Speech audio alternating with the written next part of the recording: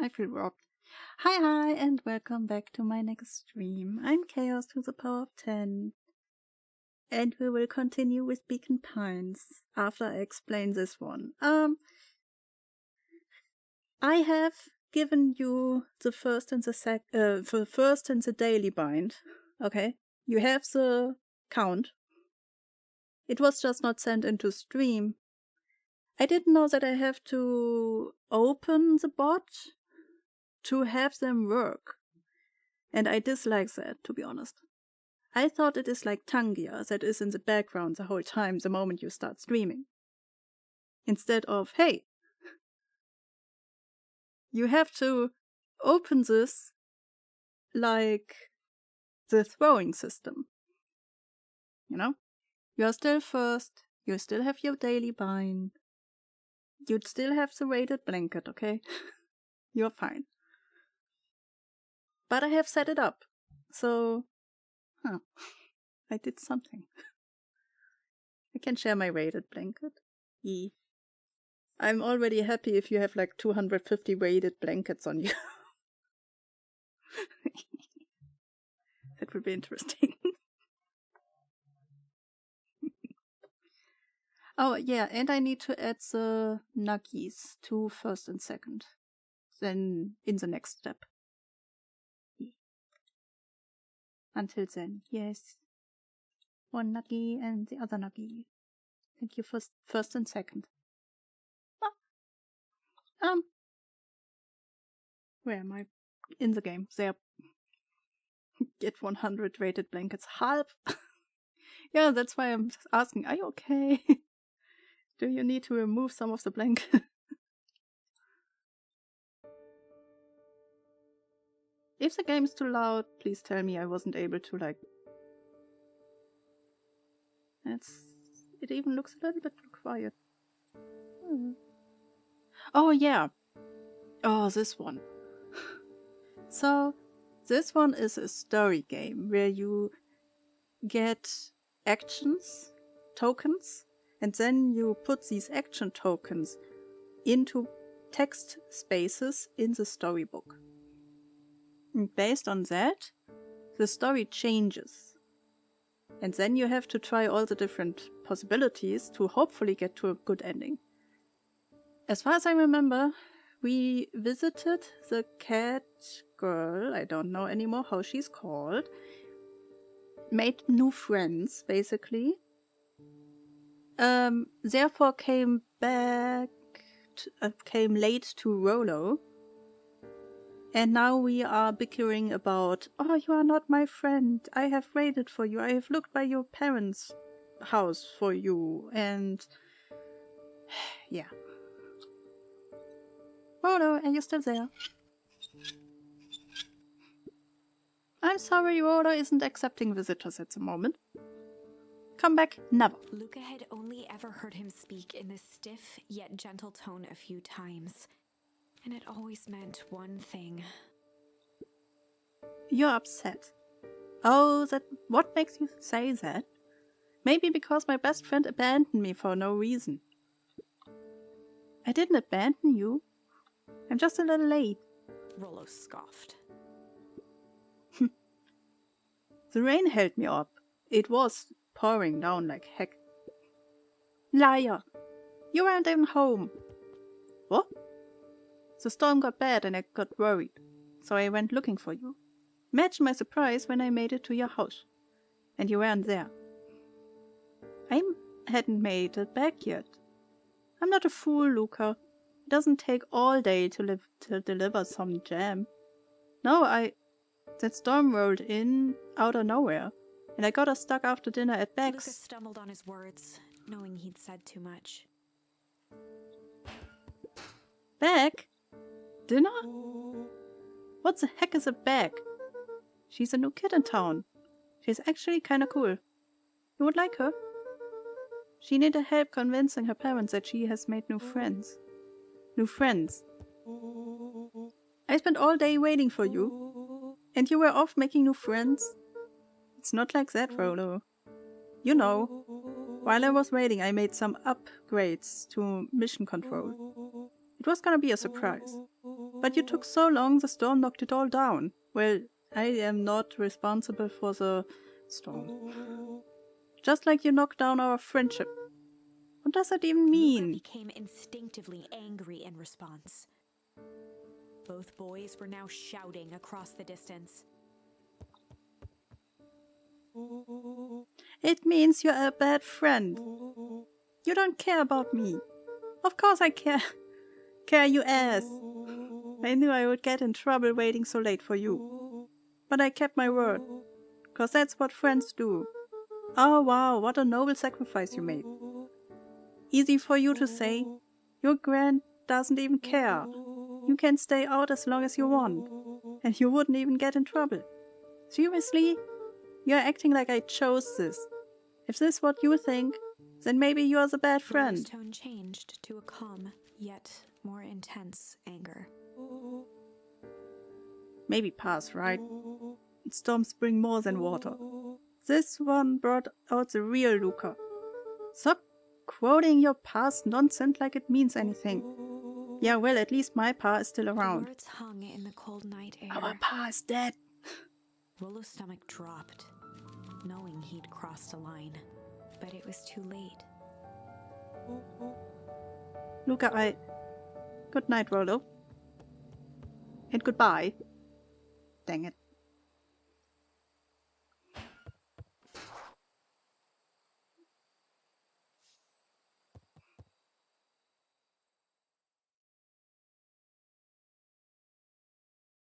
I can... Oh, okay. So... Wait, how do I do this again? Oh, B. Wait, B. This is a storybook. These are the decisions that we can make. Wait, is there no... I thought there's a mouse in this game. I don't have the mouse anymore. Weird. Yeah. Here, for example, we could do ponder, hide, and chill, and we did all of them because there is like this thing. Here we had 2 decisions, and this one changes the outcome of the story. That's why here are 2 branches. Here, with one of them, it ends. That is the small branch over there. And the other one goes further. I believe we are here at the moment. As far as I remember. Hi, Luna. Hi. How's you? I was lurking earlier a little bit. Whoop. I can remember... Oh yeah, here we fought. But I believe they overrun us.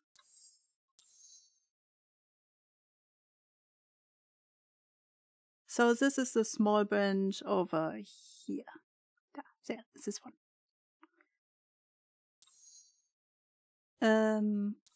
Here, depending what you do, one of the children will get splashed with the green water. We did the evil child, and that led to this point. We didn't have done the cat girl yet. That would be strange, I believe. So we don't know how this one ends up. And then suddenly we were over here.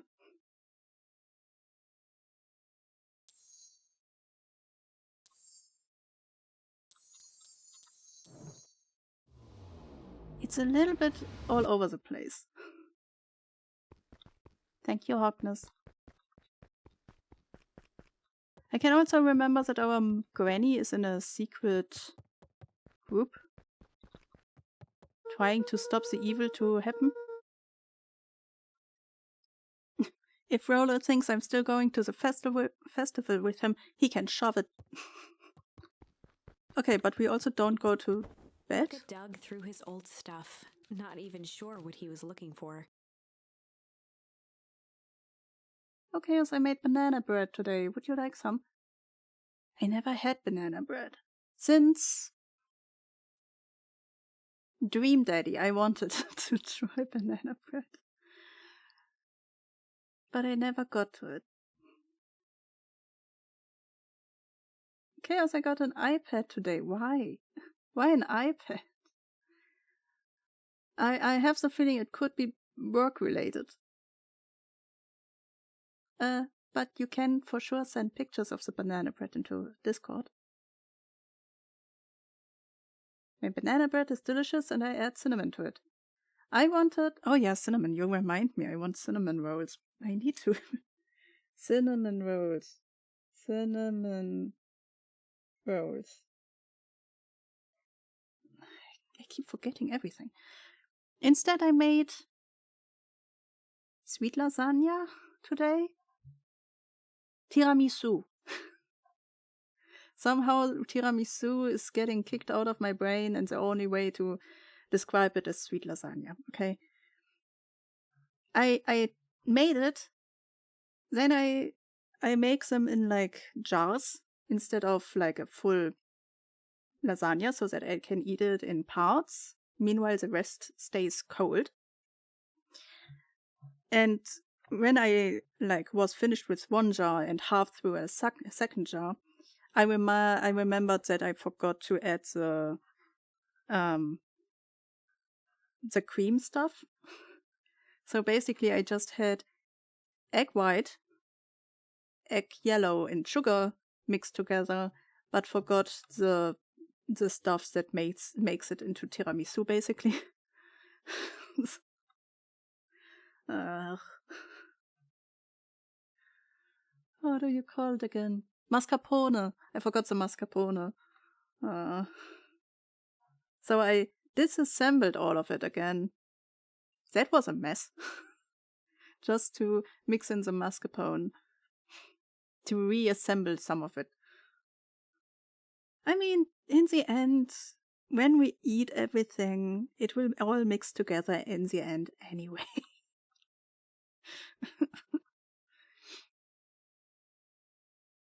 I need it for political meetings. Yeah, that's what I thought, that some kind of political or your union stuff will be with iPad.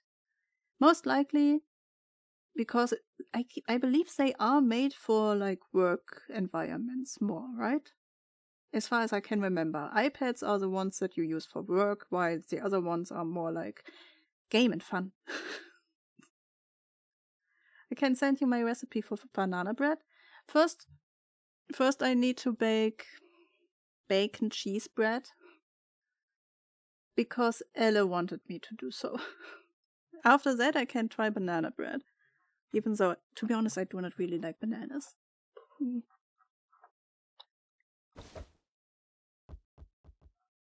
Oh. Ball.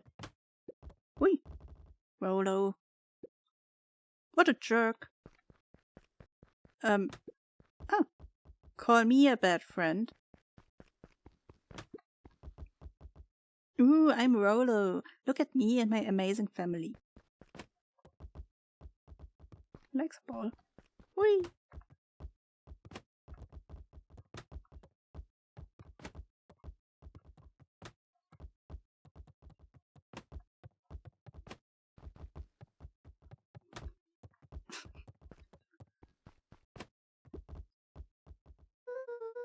I guess I'm just never supposed to make new friends. Or weep.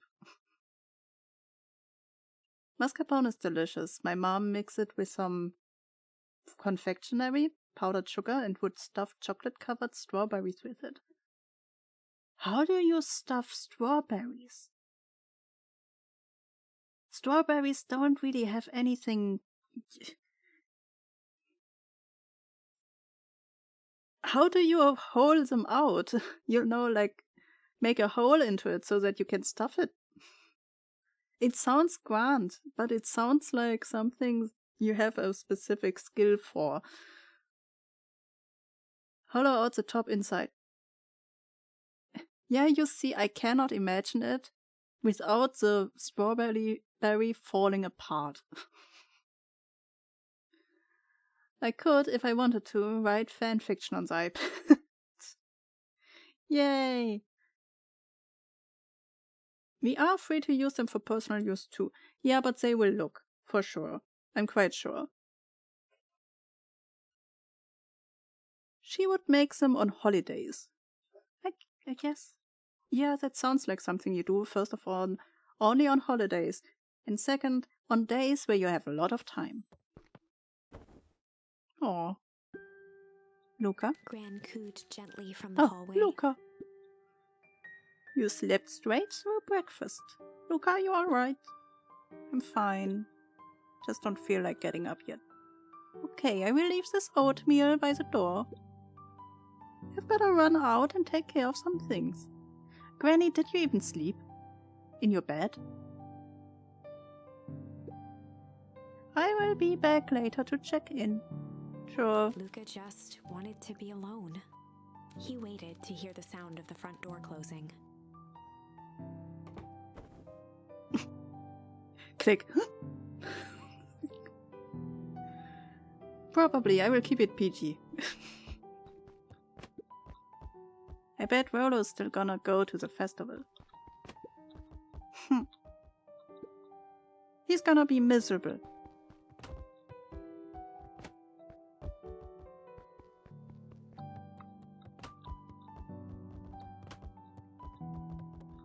Whee!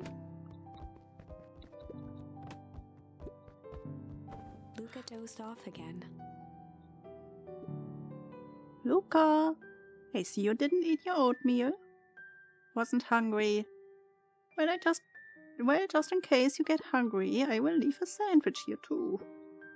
Thanks. Rollo came by. What did he say? He wanted to talk to you. What did you say? I told him you weren't feeling well. Good. So your plan is to just sit in your room all day? Pretty much. Well, I need to pop away again for a minute. If you decide to end your pity party and go outside, I think it would be good to... it would do you some good. Noted. Luca still couldn't bring himself to go out. If you want to stop your pity party... Besides, if he ran into Rollo, he'd have to actually confront the situation.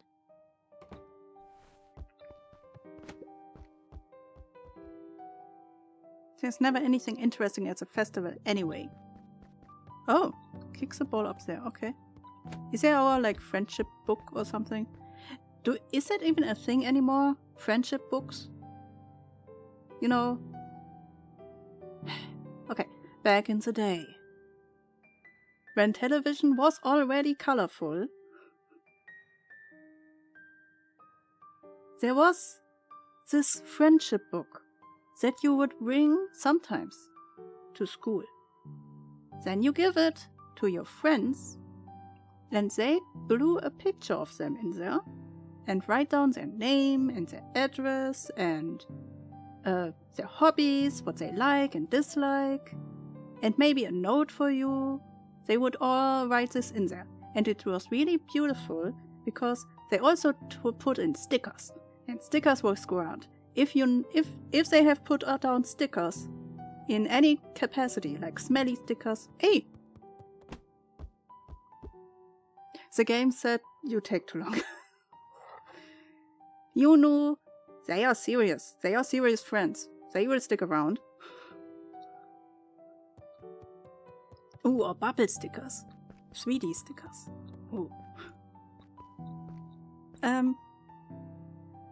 Yeah. And then you would give it to your next friend, and the next one, and the next one, and somehow this was grand. Is that still a thing that people do, friendship books? The Adventures of Hank Atomic. The complete first volume. Luca carefully opened the cover and began to read. Rollo had received it for his birthday.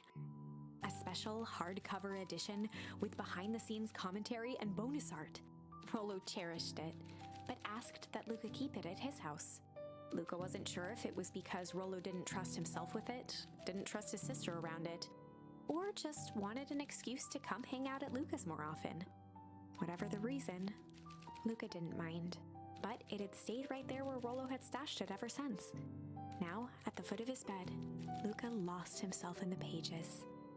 He'd read it all before, but at this moment, it somehow felt sentimental. He was well into issue number 5 when he heard soft footsteps from the hallway.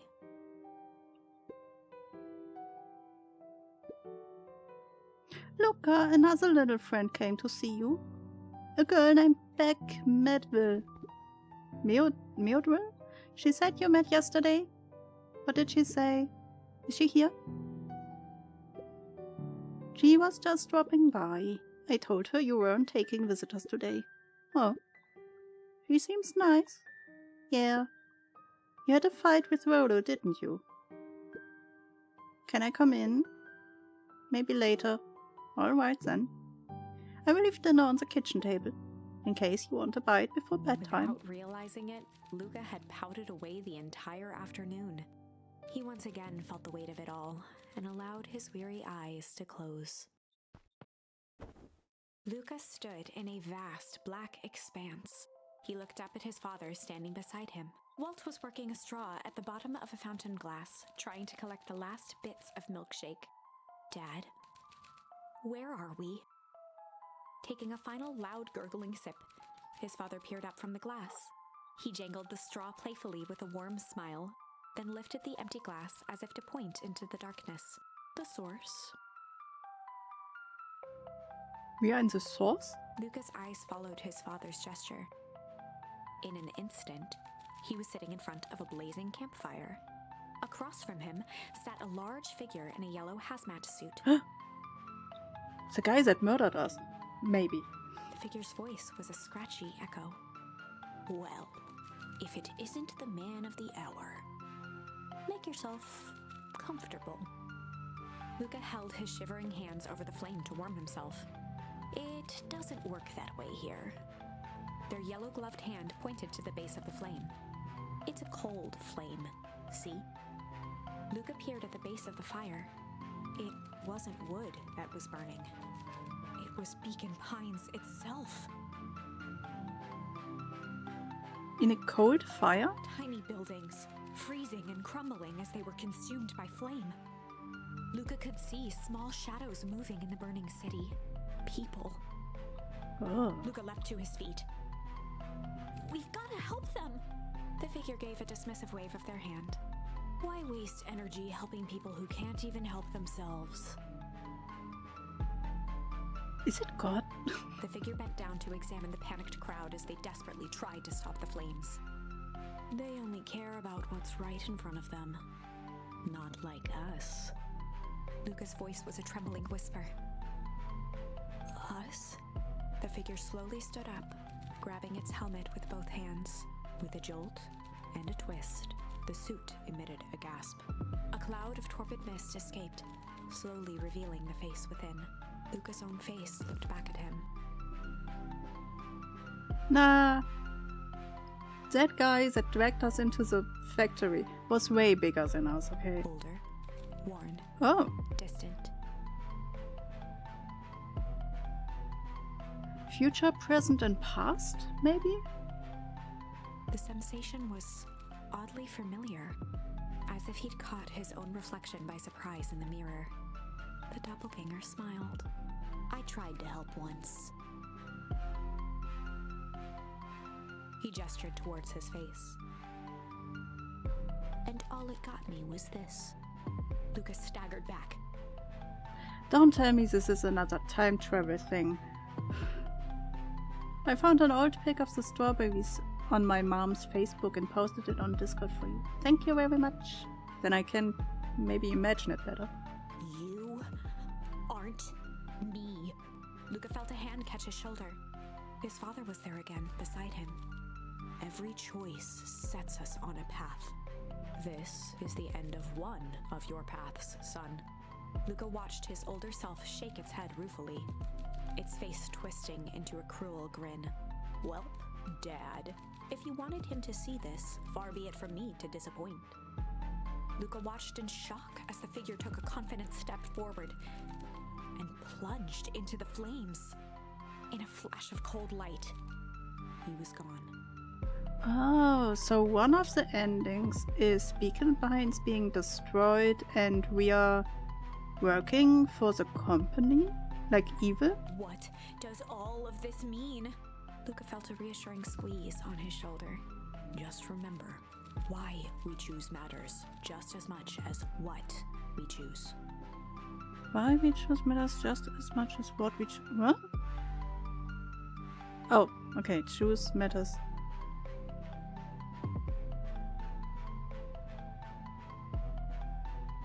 Okay. Luca woke up to see a hazy figure at the foot of his bed, silhouetted in the morning sun. Granny! Mom? No, dear. Well, I guess we know that the green substance makes stuff older, right? Because the green substance made the hair of the cat girl white. Or grey, grey. And one half of the mean child turned old or older. So maybe this is Mom, to be honest. It could be Mom. Maybe Mom just looks like an old lady now. No, dear. It's only Gran. Luca rubbed his eyes. The kind, concerned face of his Gran came into focus. I mean, did we know this Gran before Mom disappeared? How are you feeling? Fine. Anything you want to talk about? I don't feel like talking. That's just as well. How about you sit there and listen a bit? Whatever you and Rolo thought about doesn't matter. Excuse, but he... Gran silenced Luca with a gentle pat on the leg. Fights between friends happen. What was said doesn't matter. Huh? The important thing is that it's not the last thing you ever say to each other. But he said stuff about Dad. Well, do you think he meant it? No. He was just mad. And did you mean any of the things you said to him? No. Good. One must appreciate friends in their best moments. And accept them in their worst. Now get your little butt out of bed. The festival's today. You don't want to miss that, do you? I guess not. Seems like a good opportunity to make amends with Rolo, doesn't it? Luca gave a reluctant nod. So buy him a corn dog and apologize. But he's the one that... What did I just say? Buy him a corn dog. That's a good boy. Everything's better with corn dogs. I need to get going now. Got some last-minute festival business to take care of. I will come find you at the fountain a little after lunch. All right. I love you, Luca. Love you too. Luca took a deep breath. Okay. Chapter 6. Through thick and thin. Despite Luca's bitterness, Gran was right. He needed to hash things out with Rolo. A big fight changes the nature of a friendship. Whether, in the end, it is for the better or for the worse, all comes down to understanding. If one is not careful, the same familiarity that builds the strongest of bonds can become the wrecking ball that shatters them. Luca emerged from seclusion, taking in the crisp festival air. But the events of the day weren't on his mind. He had to find Rolo.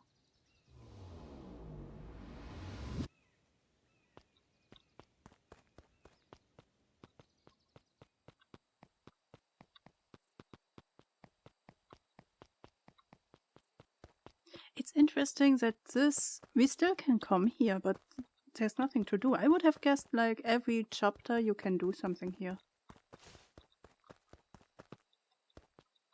Huh. But it's still so beautiful.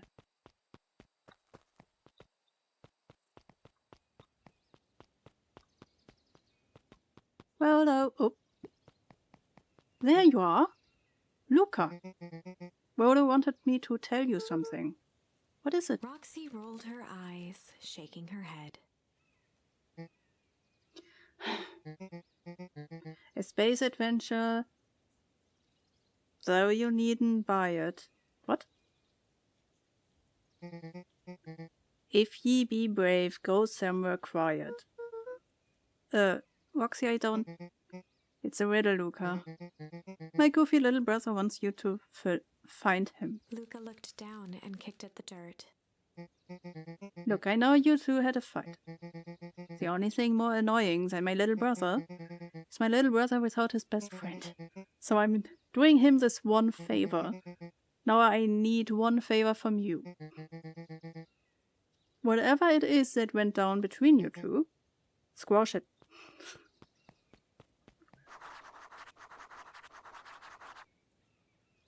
If you are brave, go somewhere quiet. Where could that be?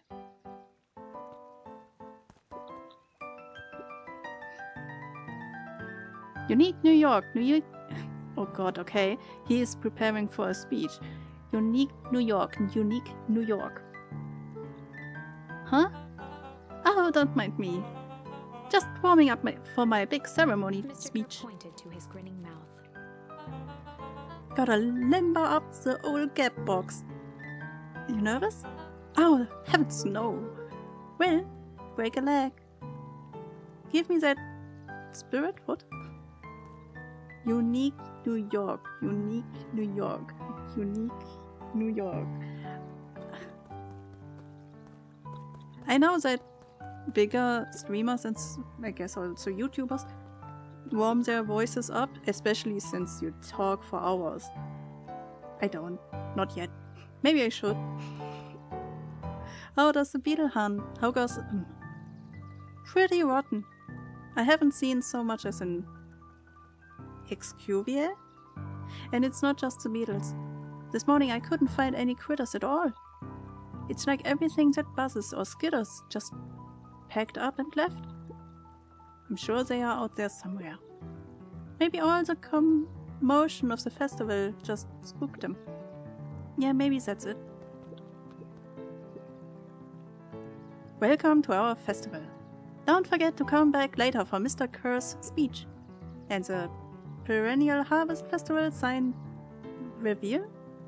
You don't want to miss it. I don't know who Perennial Harvest thinks they are impressing with this ridiculous festival. Totally. The town's still falling apart. The weather's still crudy. And this season harvest looks like it's gonna be worse than the last year's. You said it. No amount of corporate pandering is gonna change any of that. Exactly. But the lemonade at the drink stand over there does look pretty tasty. Fits. I'm still gonna be mad at them. I would just rather be mad while sipping some delicious lemonade is all. Wait, can I still be cool? Oh, maybe this was chill? We never got any action out of this one. Jeff was staring into the distance with a wistful look. Hey Jeff, everything alright? Huh, yeah, everything's fine. I mean, used to be fine. Just ain't right these days, you know. I really do actually. Jeff turned to Luca with a furrowed brow, then gave an understanding nod. You do, don't ya? For a moment, the two now shared that same wistful gaze.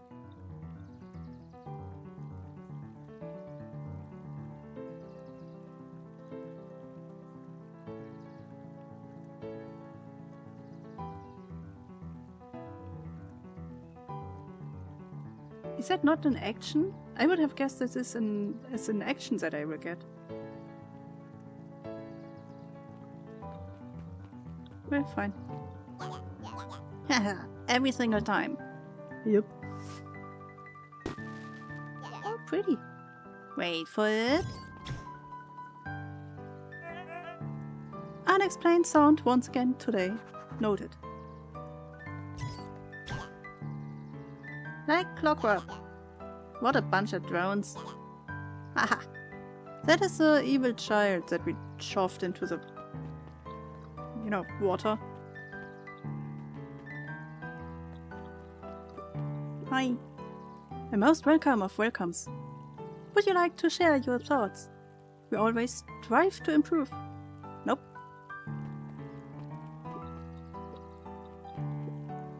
This is the first time I have seen this many smiling faces since the foul harvest.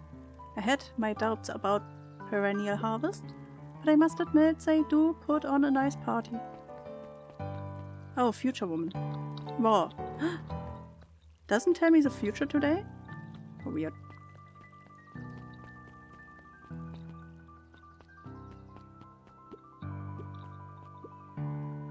Hiya, Luca. How's Griffin doing? What? Oh, nothing. Sorry, all became flesh. Just pretend I didn't say anything. Griffin? Why did she blush? Who's Griffin again? Piper, you're actually taking a break from studying. I wanted to see what's all the festival fuss is about. But I can't help but notice you still brought your backpack full of books. Luca, backpacks can carry a lot more than just books. True. So what you got in there? Books! Oh, jeez. I don't want to talk to them right now. Oh? Hey, Luca. So you're done at the library? Huh? Oh, nothing. Griffin looked away suspiciously. Oh, so you are Griffin. Nothing at all. Huh? How did you know that I was at the library?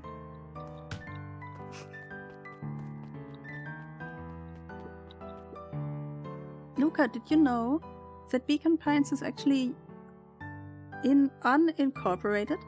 A lot of people don't know that. Wow, yeah, I didn't know. What's that mean? It means most public works are handled internally. We do all the pipelines. The water treatment, building regulations. That's great. Census taking, emergency services. You're a weird child. Carol is telling me to stop reading politics. We all know Beacon. Yeah. Okay, that hasn't changed. Relax. I have the feeling you had politics today. Hello. Oh, Albert Dawn newsstand. I've got a question for you.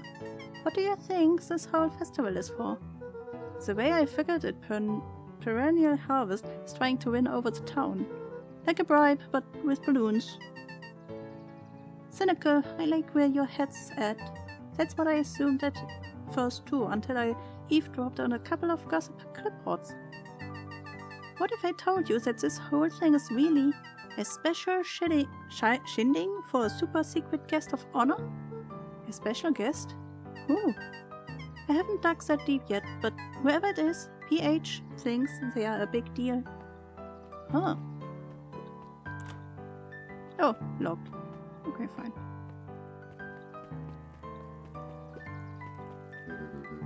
I was able to return the perennial harvest festival suit you borrowed. I don't think anyone noticed. Good. Now, will you tell me what you needed it for? It was a favor for an enemy of my enemy. Why do you do favors for the enemy of your enemy? Oh, because they are your friend. Okay. This isn't going to harm Mr. Kerr, is it? All you need to know is that it's for the good of the family.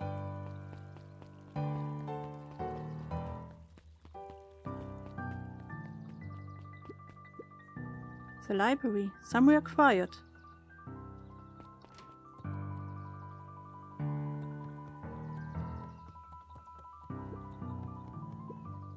Hi, Jace. Still working through the newest Hank Atomic? You know it. Some fascinating canon towards the end. Did you know? Hank Atomic's shrink array doesn't technically shrink stuff. It uses inverse quantum particle decay to literally grow the entire universe around an object, leaving that object unaltered. So it just looks shrunk compared to everything else? Bingo. That's wild. But Jace, no spoilers, please. Alright, sorry. How does it do it? How would it do it that? You know? That's quite powerful. Hey, Luca. Kato's eyes lit with excitement. I've been expecting you. Bravo on deciphering the first riddle. Yes. Cool, okay. The first... Oh, you didn't think that was all, did you? Rolo does go all out, doesn't he? Kato straightened up and cleared his throat as if preparing to sing.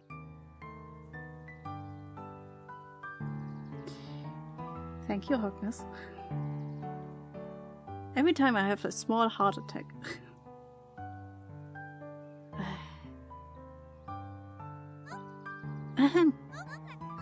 On planet for pool, you may take issue. When the fifth king dies, you will need a Kato tissue. stared at Luca eagerly. Get it? Want me to tell you? No, it's okay. Let me figure it out. Alright, when you find it out, bring it here to be verified. And if you decide you want a hint, the offer still stands.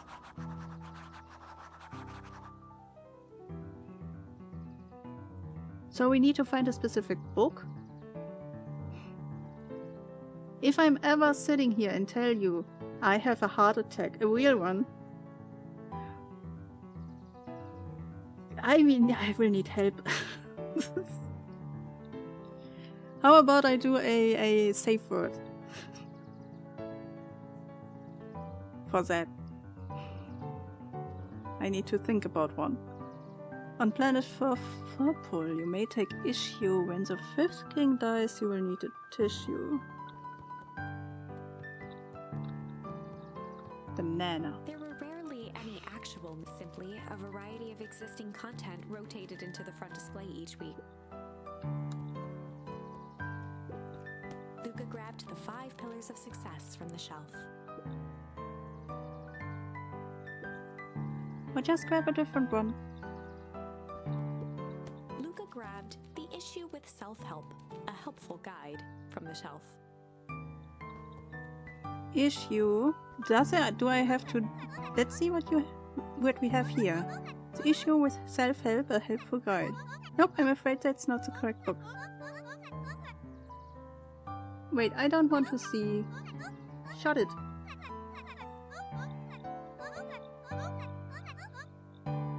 Okay. I didn't look. Luca grabbed 500 meals for one big pot from. I thought maybe I need like 3 books that have the words in it. Luca grabbed Natural Singular. Photography, Volume 5, from the shelf. Why do I have a feeling that it could be up here? Luca grabbed The Adventures of Hank Atomic, issue number 4, from the shelf. Luca grabbed The Adventures of Hank Atomic, issue number 5, from. Of course it must be Hank Atomic, huh? Kato removed his You book from found the it. desk and replaced it with Luca's, turning on the lamp. Oh, As he slid the book under the purple light, 2 words glowed. The Adventures of Hank Atomic, issue 5. Luca clicked his tongue with recognition. Rolo's cipher pen. He used to write secrets message everywhere with that. And only I had the special flashlight needed to reveal it. But I lost it. Well, apparently he traded Jeff for this purple light bulb. Parted with his entire Halloween candy stash. Oh, Rolo. Now let's see here. Kato began flipping through the pages, stopping when he hit a glowing word. Get away with such a He grift. continued flipping. Only found in Grub. Card. Reaching What? the end of the book, Kato looked up. That's it. Rift in Grub. Card? Gift in Griffin? Griffin's grub card. Oh, that's why she asked us if we were done in the library. He wants me to go to Griffin's snack stand. Ah, brilliant. I guess you're off then. Good luck on the rest of the scavenger hunt. Thanks, Kato. banana. I'm not sure if banana is one word that I would remember for help.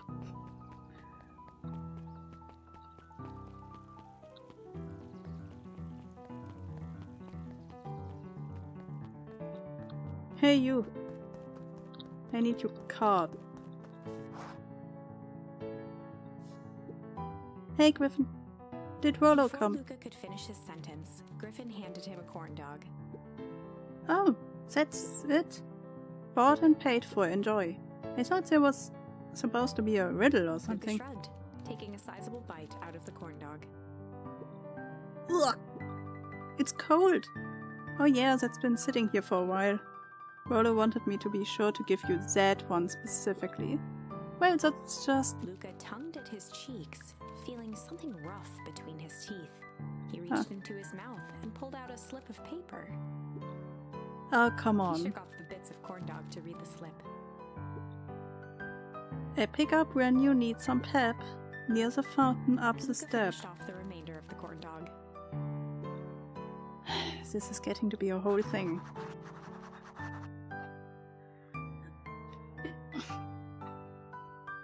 Let go.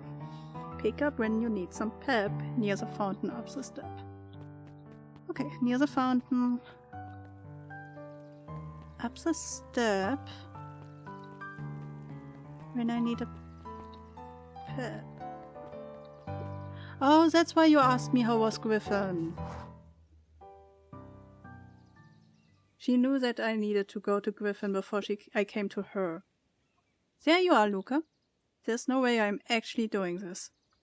It's way below my pay grade. Oh, come on, you big stiff. Let the kids have some fun. Fine. But Rollo owns me one. Lumi waved his hands around sarcastically as he began. What takes flight but has no wings? Your final task a friendship brings. See, that wasn't so hard. I feel cheapened somehow. I think it's sweet. What takes flight but has no wings? Your final task a friendship brings. Good luck, Luca. Thank you. Balloons? Oh, there you are. What are you doing? Hey. Hi. Did you find the comic book? Yep. And you got the corn dog? Yep. Well then. I know it doesn't make up for what I said, but here, you earned this. Rollo sheepishly handed Luca the balloons. Oh.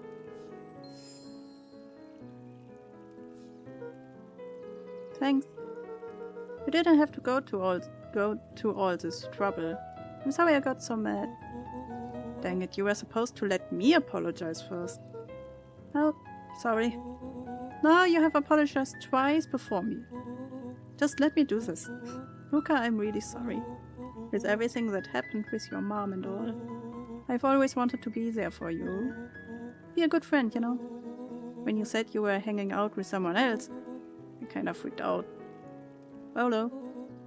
Still my turn. I felt like if you needed some new friend to help you, it meant that I wasn't good enough. But that was selfish and wrong. I was wrong. I'm so sorry, Luca. That is some deep introspection, I believe is the right word, for 12-year-olds, as far as I know. Jesus. Okay, apology over. You can talk now. Luca threw himself at Rollo, hugging him as tightly as he could. Rollo, I don't deserve you. I don't deserve you either. That's why we deserve each other. So, what else do you wanna do today? We could snoop around and try to find some info about your mom. Snoop where? We could probably sneak into the Imperial Harvest HQ while everyone is at the festival. Aren't you curious about all the stuff those clipboards write down? What if we get caught? I think I have had enough excitement for 1 week. Let's just make the rest of the day about us. Really? Yeah, the rest of the world can wait one more day. You know, I have been waiting to get some work done on the MCDC at Mission Control. The aim is a bit unpredictable. That sounds perfect. Still no future? Okay, fine. The balloon are really wiggling everywhere. Look at this.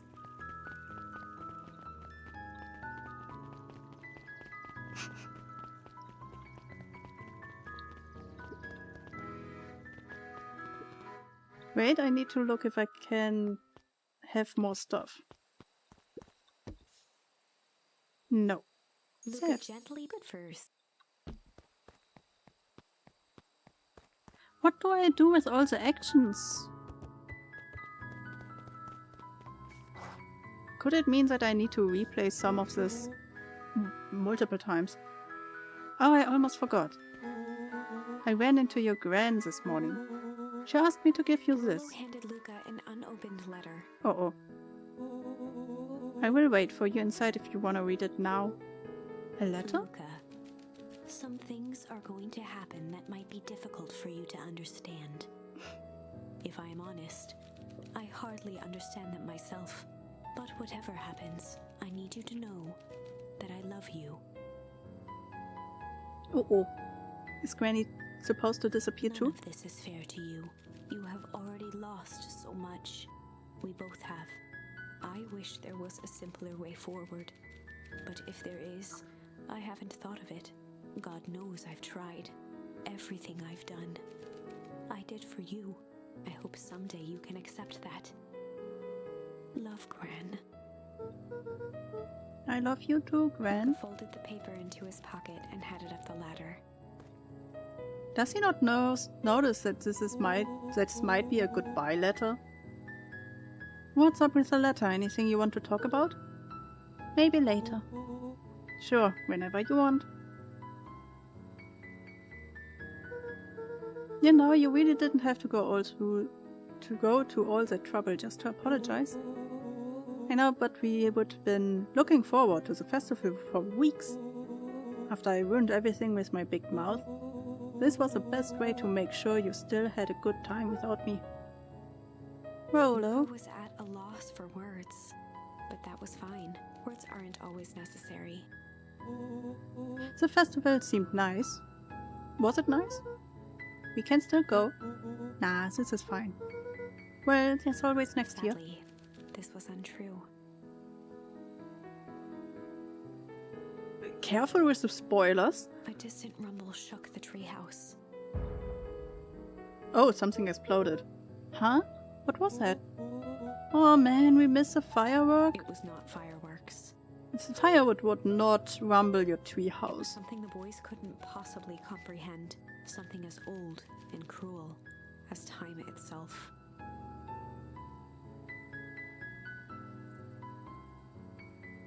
What kind of unholy god have you spawned in that HQs of yours? Chulhu? Uh-oh.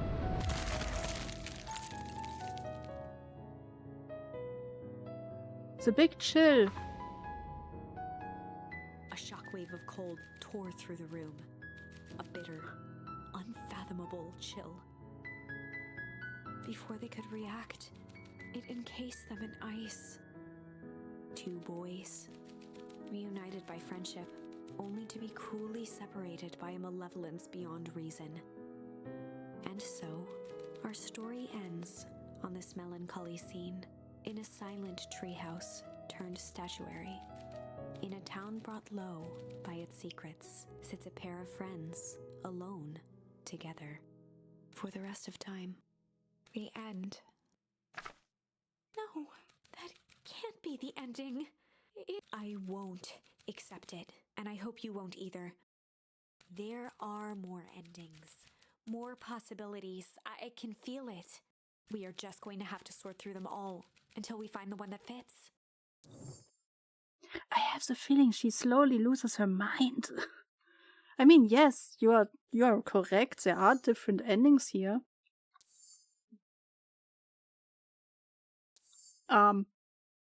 But you sound a little bit too desperate.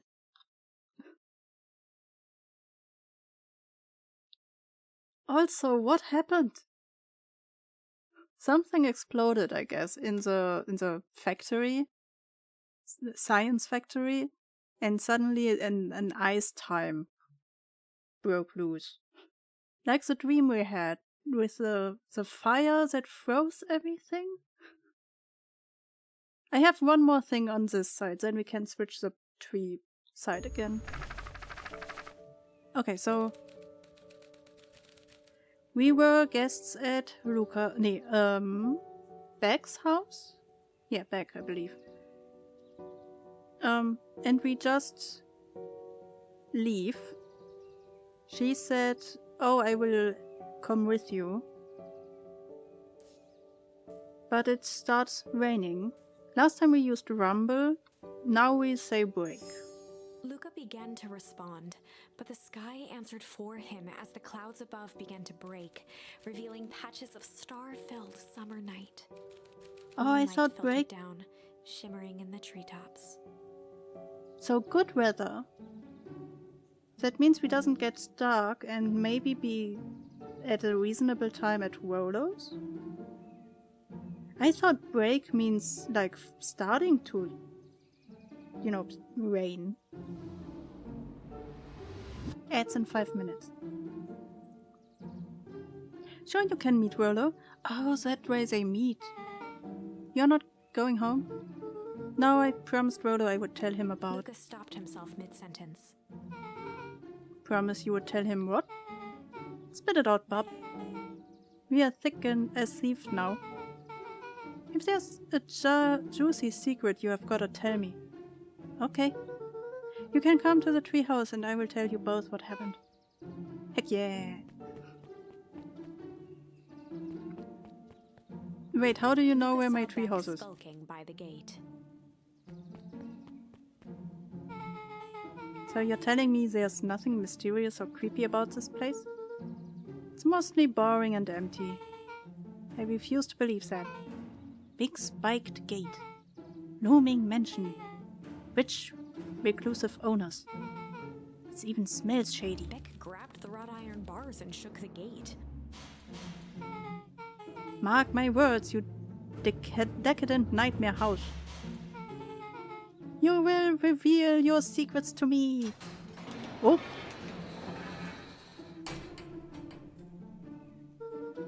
What did you do? First of all, I told you so. Second, hide.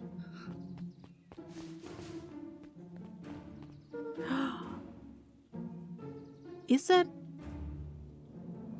Could it be that the masked person over there is a brother of her?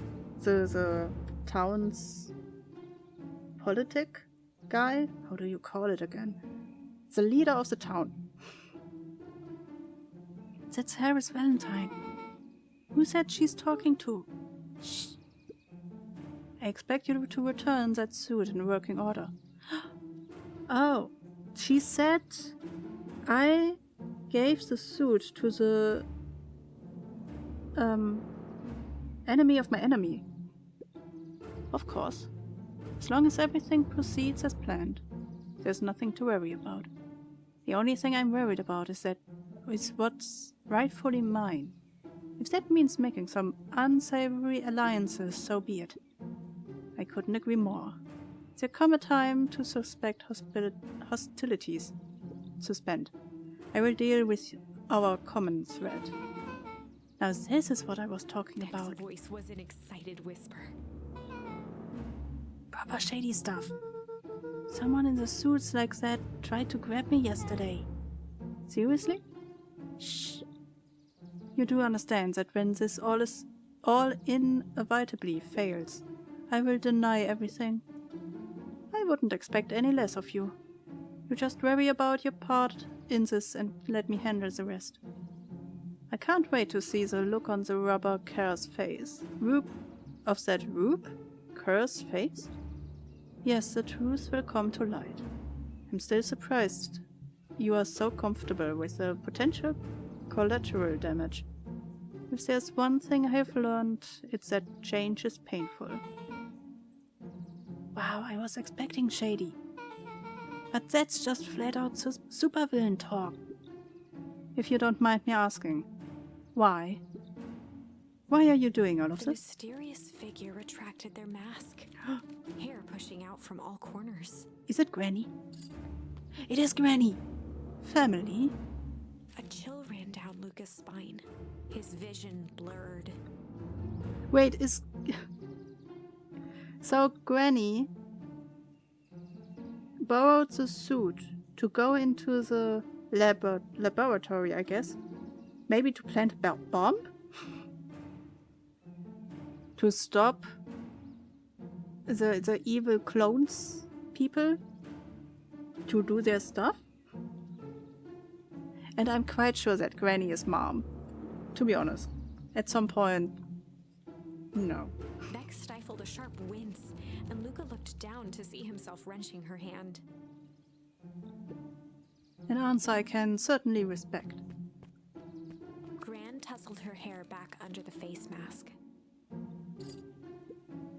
Just remember, keep everything nice and normal until the festival. I don't need lessons in rousing suspicion. Gran gave Eris a curt nod and disappeared into the night.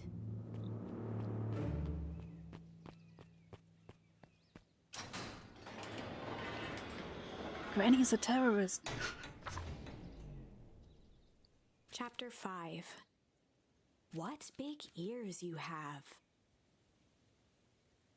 Lucas sat shivering in the bushes, staring at his feet. After checking to make sure the coast was clear, Beck gave him a gentle tug on his sweater.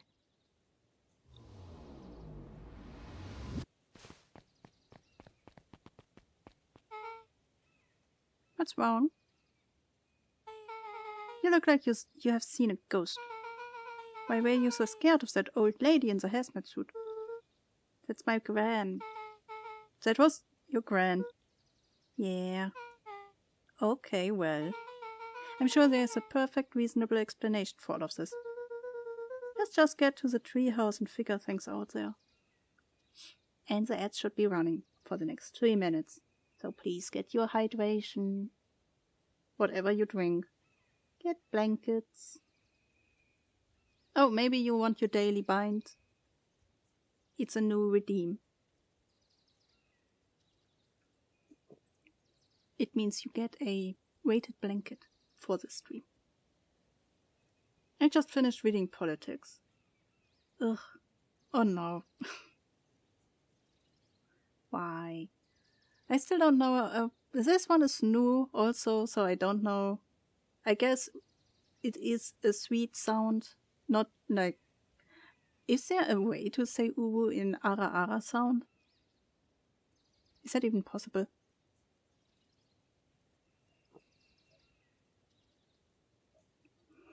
Let me train this.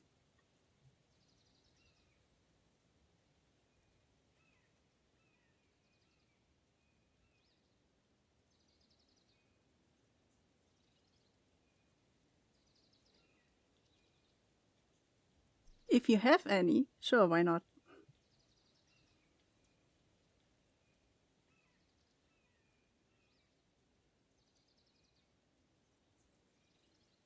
At the moment, I am somewhere at uwu.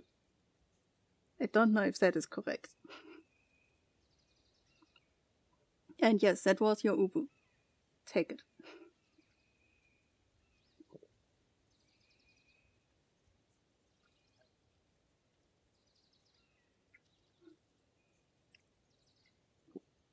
For me, like mine sound, it sounds like...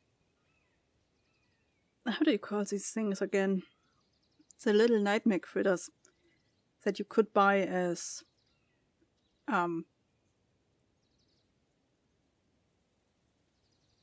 Furby.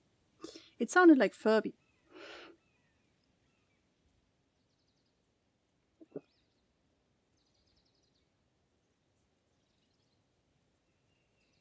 Are you around? Oh no, did I send you away to get instructions? I will take it, but I will get you instructions. Yes, please.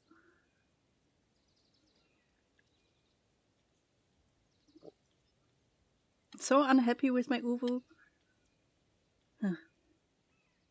Well, I guess I'm not the cutest sound, so.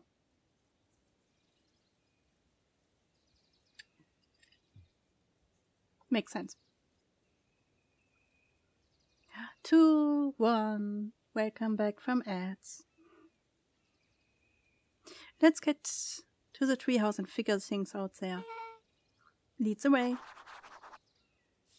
Huh. So Granny was in the suit. Ach, I thought we could follow her. Oh. For the last time, there's nothing to worry about. Of course we are not worried. The clipboard finished writing with a scratchy flourish and looked up. Just doing our I's and crossing our T's.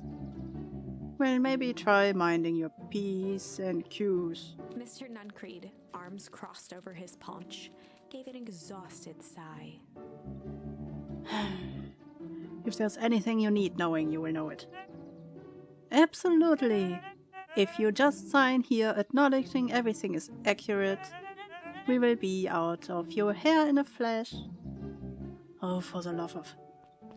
He snatched the pad and scribbled his name so hard the pen nearly snapped. There. And would you like my eternal soul as The well? clipboards looked at each other for a moment, almost pondering the possibility. Only previous viewers get to share my uwus. Wait, what? I will take it, but I will get you on my political iPad. Oh, only premium viewers get to share my uwu. Then broke into laughter as they walked away. Ha ha ha! Ha ha ha ha ha! What are you doing here? I don't want to talk to you, but...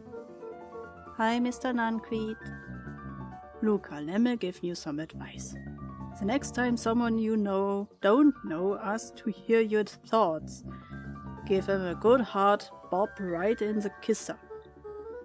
Our Gran tells me to just keep away from the clipboards. That's good, that's good. Your Gran is a smart lady, Luca. I'm funny. Speaking of which, you would better run along home now. Too dark out to be wandering on your own.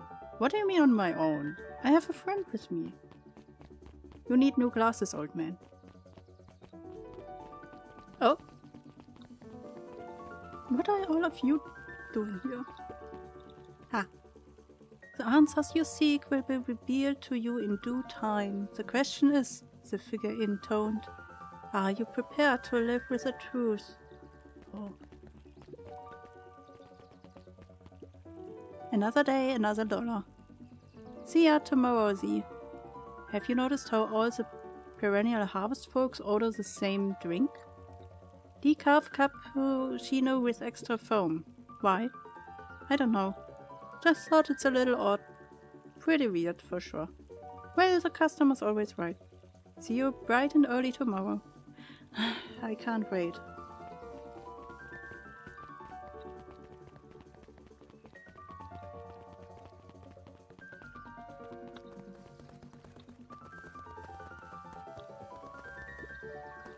William Kerr and Gus Valentine proudly surveyed the half-covered festival banner. I mean, Gus Valentine could fit the size of the suit, right? He could fit. It's all coming together quite nicely. Couldn't have done it without you. The mayor gave a half-hearted Mayor, shrug. that's the word. I'm not sure about that.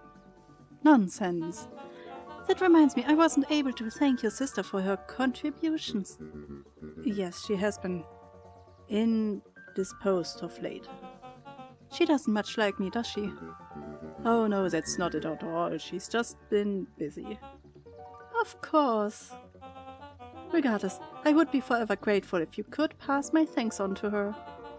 The History Museum adds a real air of importance to the whole affair. And we couldn't very well celebrate the story of Beacon Pines without including the Valentines. My father was a great man. You're darn tootin', he was. Kerr locked his arm on Gus's shoulder. But I mean the entire Valentine family. Present company included. Can I ask you something, Mr. Kerr? Call me William. Ask away. William, why are you doing all of this? Gosh, I've never felt one needed a compelling reason to throw a party. Not just a festival. All of this. There's gotta be 100 down on their luck towns out there. Why is Perennial Harvest so invested in helping Beacon Pines? You know what I love most about the agriculture business? Seeds. That sounds weird. Seeds. Yep, little bundles of potential. With a glimmer in his eye, Kerr gestured grandly toward the horizon. You treat a seed right, nurture it, feed it, and it can grow into something truly special. You see potential here? Undoubtedly. The seed of grandness is already under our feet. All it needs is a little nudge. And the right leadership, of course. Oh. Good night, Miss Mayor Valentine.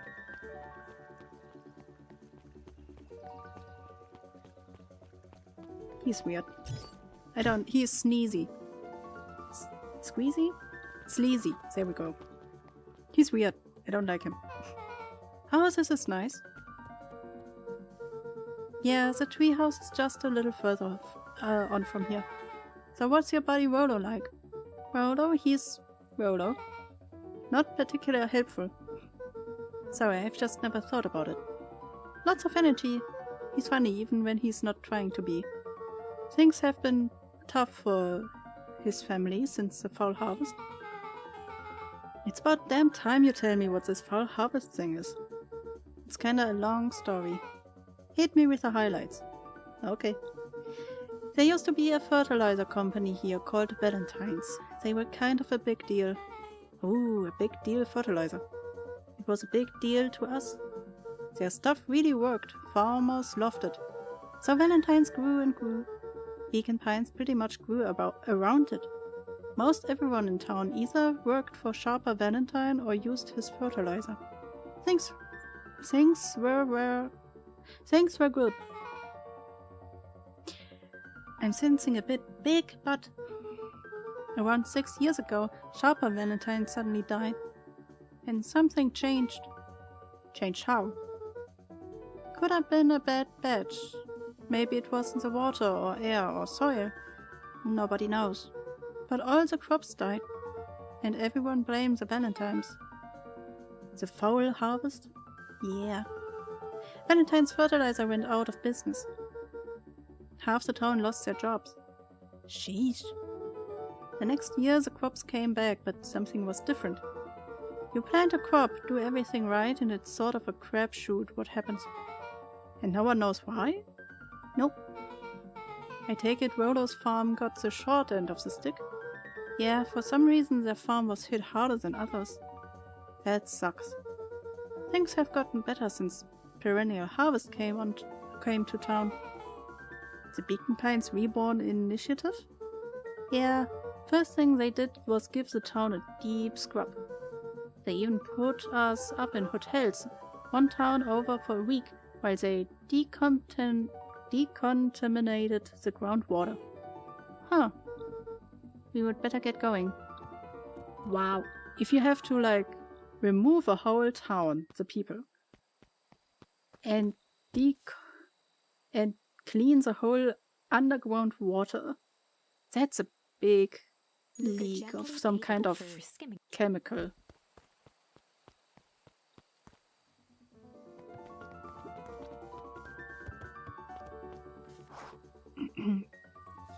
Hi, Rolo. It's about time. I was about to give up and go home. Who's the new kid? Name's back, you must be Rolo. I see my reputation precedes me. Welcome to Mission Control. Rollo waggled his head with pride. You will find we have spared no expense in construction. I've seen worse-looking piles of junk. Thanks. Hey, Luca, you know the security concerns we talked about? Yeah? While I was waiting, I made some improvements. Let me lock this baby down for a little test infiltration. Can't be too safe these days. Oh! He removed the letter. And turned the glass up.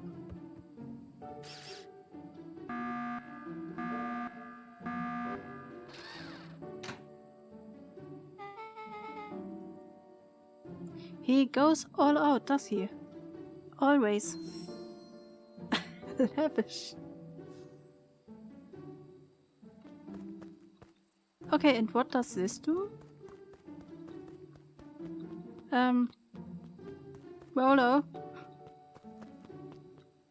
Cool. What now?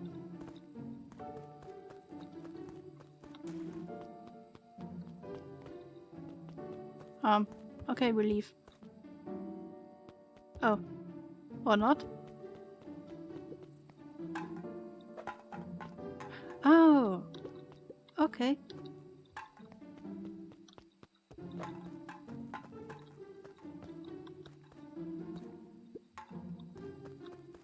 Do I have to throw it up there?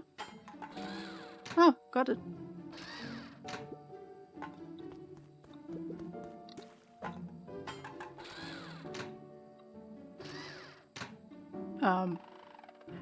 Oh, it's moving. Oh god, okay. How did he build this?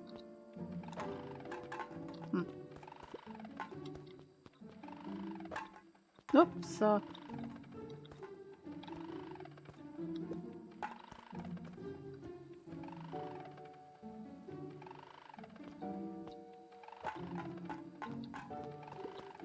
I'm throwing it up. I don't understand how I throw it like straight. There we go.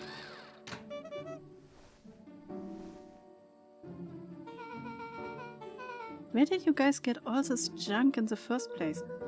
There's a guy in town named Jeff who trades us junk for snacks. Junk food for junk. Nice. So, pretty sweet security, right? It was imaginative, I will give you that. Luca, are we sure we can trust the new recruit? I have vouched for her. I will vouch for her. Thanks, I guess. Oh, Luca, you promised to fill me in about the Valentine warehouse. Warehouse? Luca sucked in a long breath. So, like I said, there was someone there. What were they doing? I don't know, but the place was lit up and active. Maybe they were squatters? I don't think so, it seems more organized. When the man pulled me in, I saw some sort of equipment running. A man pulled you in? Chaos, it's snowing again. Is it? For us it is like around 10 degrees. It's really not nice. I have the feeling I will get a headache because at around the weekend it should be around 0 again. I hope it doesn't snow too much. So that you have a nice, way to your work and back, at least. Yeah, but I got away. You keep saying it was a man. They were wearing a mask, right? Yeah? Then it could have been a woman. How did you get that? How did you get away? I grabbed a rock or something and broke their mask. So I let go and I ran. Dang. That's insane. Intense. Why do I read wrong words? No wonder you freaked out when you saw your grandma. Yeah, that's the other part. On our way here back and I saw Harris Valentine meeting with Gran, wearing the same sort of hazmat suit. Let out a low whistle. And they weren't for idle chit-chat. It was a proper clandestine meetup. So let me get this straight. There's an operation in full swing at the Valentine warehouse. You were almost abducted by a strange man or woman in a protective suit. And then you saw your gran in the same suit talking to Harris Valentine? Pretty much. I'm beginning to think this town is kinda awesome. Rollo and Luca shot back a look. No offense.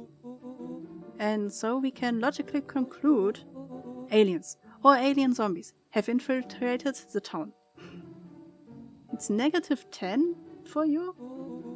For me it's like kinda warm. Let's say for me I could go out in a normal jacket. And their leader is your gran and she tried to murder you. First of all, and for the last time, there are no aliens. Second, it couldn't have been my gran at the warehouse. I broke that person's mask to get away. The mask Gran was wearing wasn't damaged. But she's definitely hiding something. Maybe. Your Gran is weird, but she might be the most boring person in the universe. All she does is sit around all day making jam. What could she possibly have to hide? Well, the jam's also sus, we learned last time. I don't know, we haven't talked much since she moved in.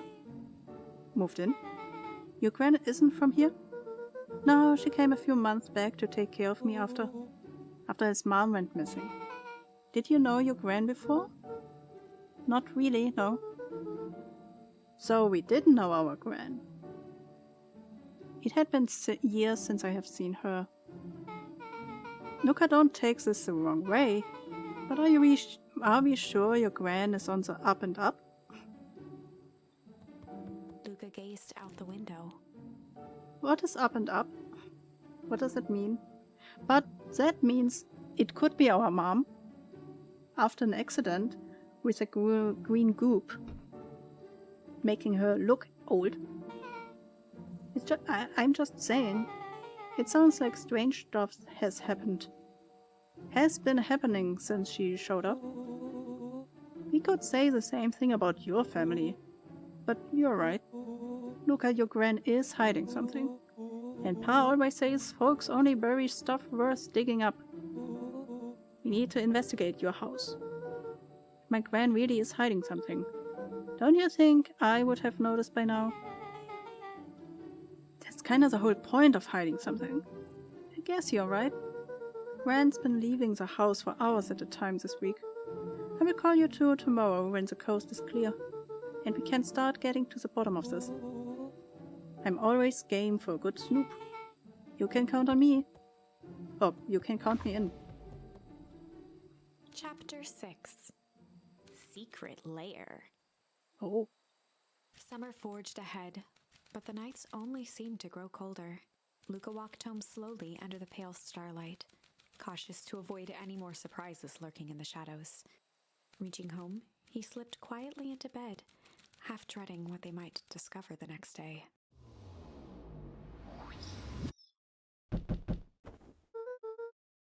What time is it?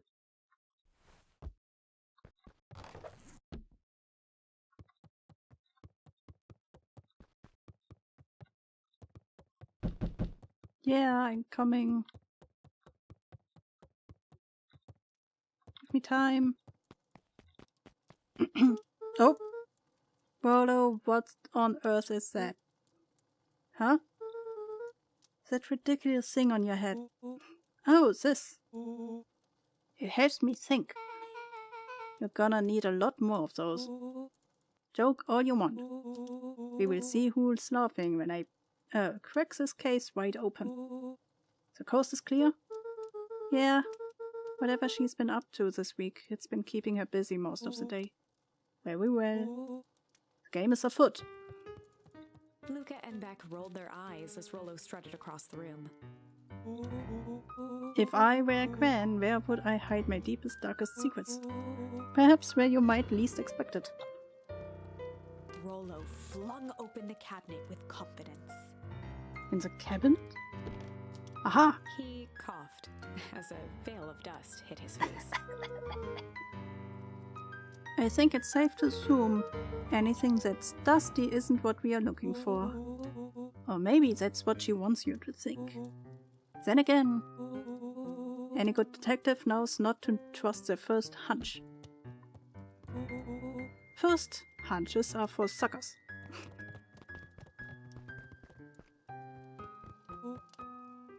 Eureka! She's lit a fire in order to burn the evidence. She keeps that fire going every day, Rollo. Drat. It may already be too late. Just think of the mounds of documents lost to ash. Okay. I'm gonna stop you right there. Can we just think for a moment? Luca, is there anywhere Gran doesn't want you to go? Yeah. The closet upstairs. So maybe it stands to reason that we should check there first. No dice, it's locked. Well. Look who stands to reason now. And I have no idea where the key is.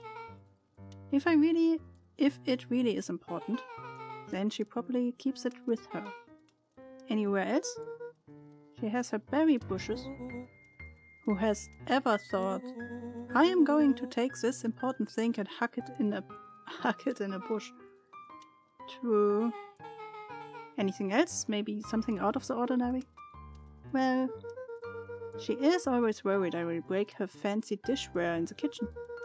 But it doesn't matter anyway. I can't reach the ledge. A look of realization crept onto Luca's face.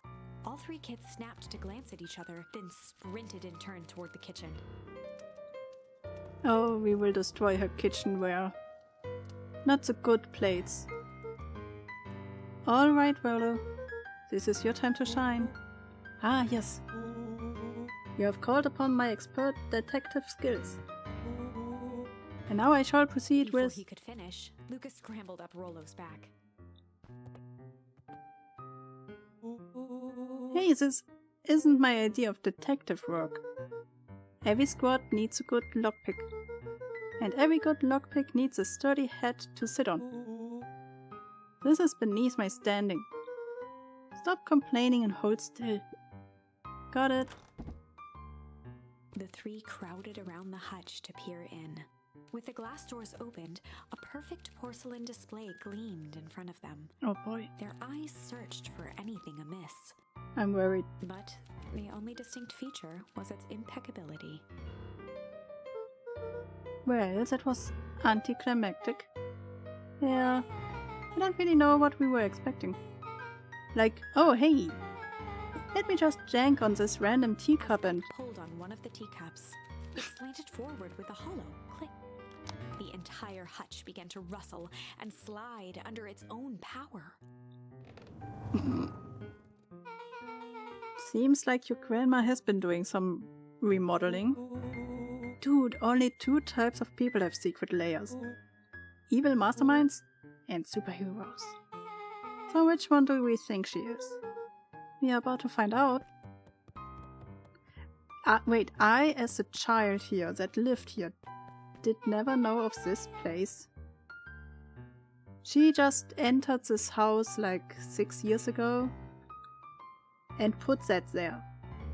Before that, there must have not been a door there, right? Okay, so more of an unhinged conspiracist vibe. Oh wow! Yeah, this cannot be good. We need to look around before jumping to conclusions.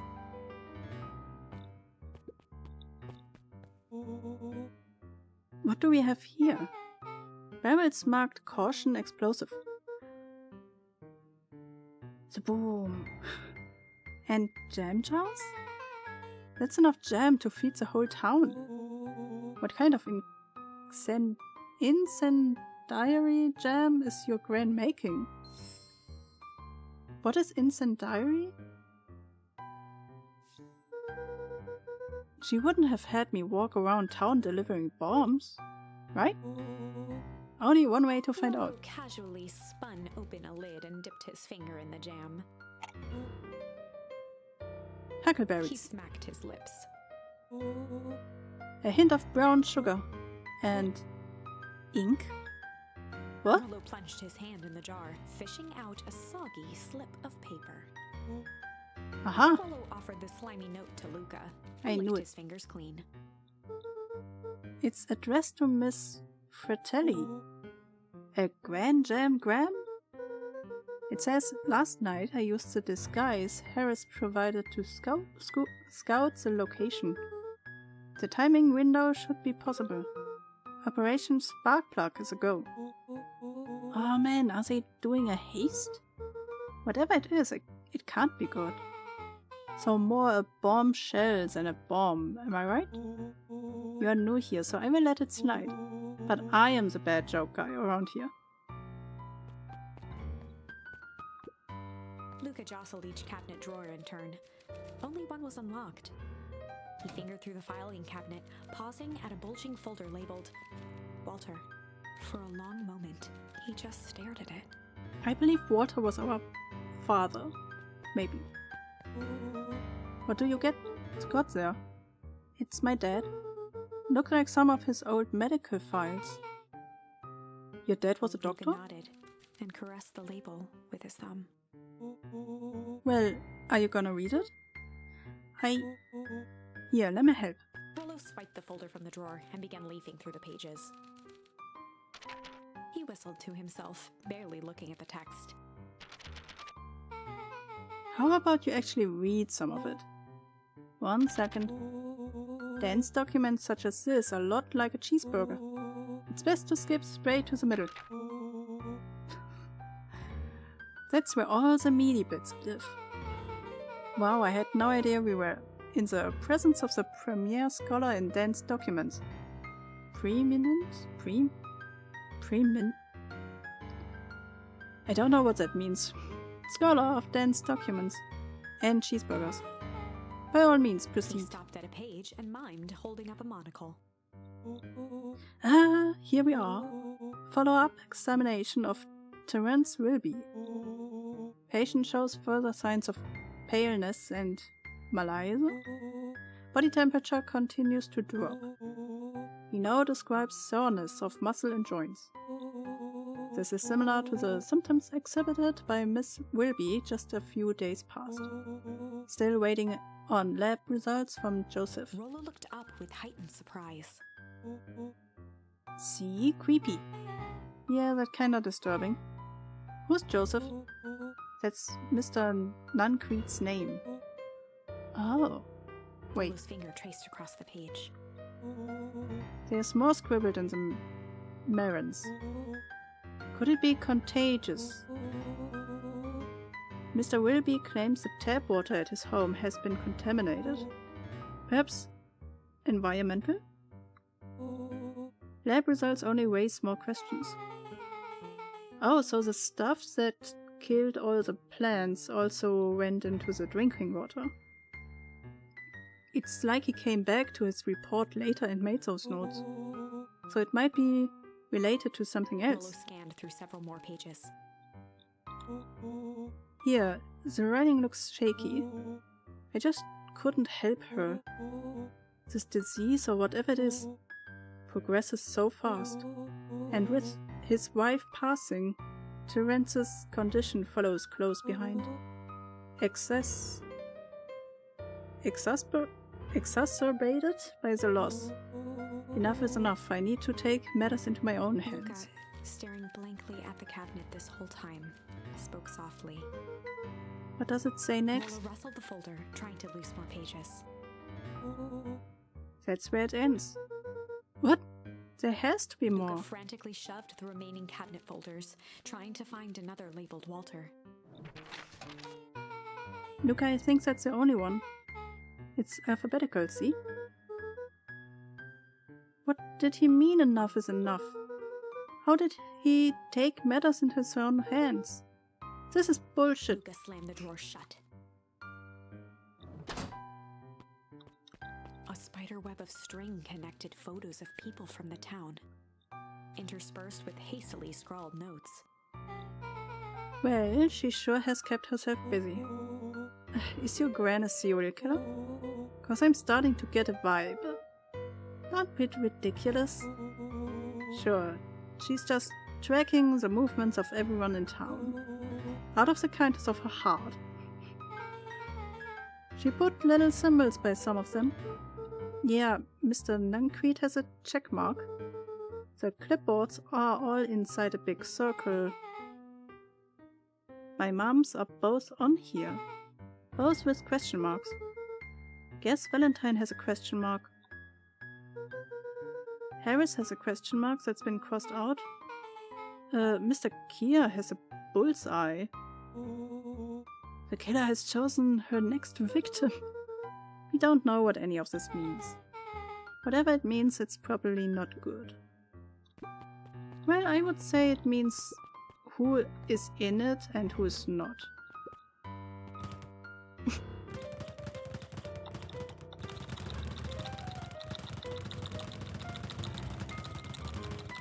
Granny is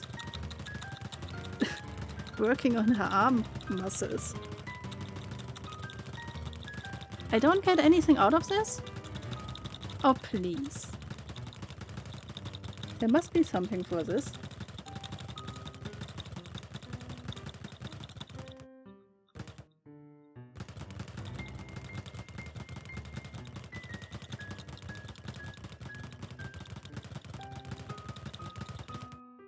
Fine. They crowded around a worn-down old map of Beacon Pines. Cool, this looks like a treasure map. Not every old map is a treasure map, Rollo. Yeah, but every treasure map is an old map. Can't fault that logic. Look, there's even a pathway drawn on it. It starts at the entrance to town, and if we follow Rollo it, carefully traced the path with his finger. it leads right He jabbed to down at the end point. Town Square? That's a fountain in the middle of town. What a weird place to hide treasure. Rollo, that doesn't look like treasure to me. The end of the path on that map has the same symbol as those explosives over there. Wait, they blew up the water? So it's not hiding treasure. A real bummer. Rollo, that's the thing you have been excited about for the past month? The festival. Ugh. Did you just say gulp? This feels like a gulp kind of situation. Everyone will be gathered near the center of town. She's gonna blow up the festival. Not if we stop her. What was that? Luca looked up from the map. What was that? Now I heard it too. That was the front door. Which means someone just shut the door. Which means someone's upstairs. Shh, quiet. Hit the lights. Beck flicked off the light, and they became statues in the dark. Overhead, creaking floorboards bent under slow, deliberate steps. The kids looked up, the tilt of their necks following each footfall.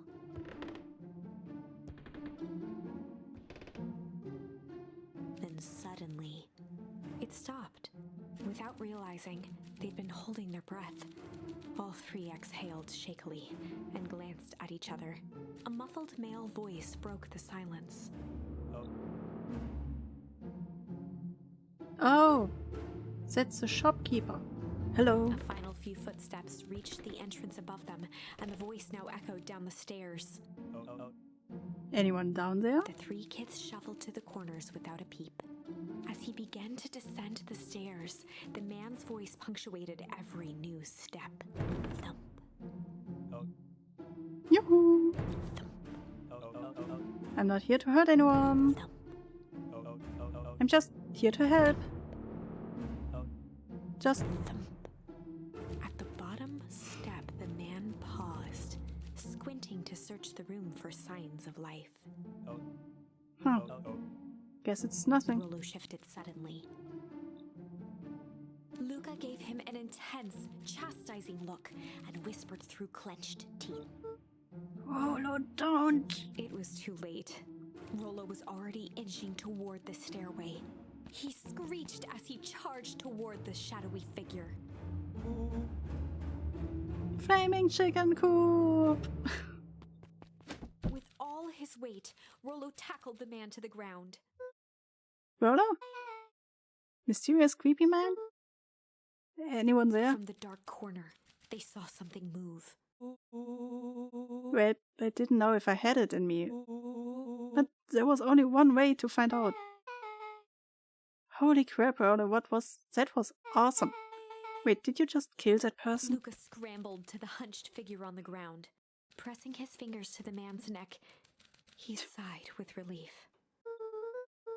You sure clobbered him good, Rolo. He's knocked out cold. As Beck flicked back on the light, Luca and Rollo both gasped in stereo. Ah, yeah, this one. Mr. Tolliver. Tolliver? No. Chapter 7. The Interrogation of Hiram Tolliver. Still unconscious, Mr. Tolliver slumped heavily in a shoddy old chair. His hands were bound with rope, his feet tied with some loose string.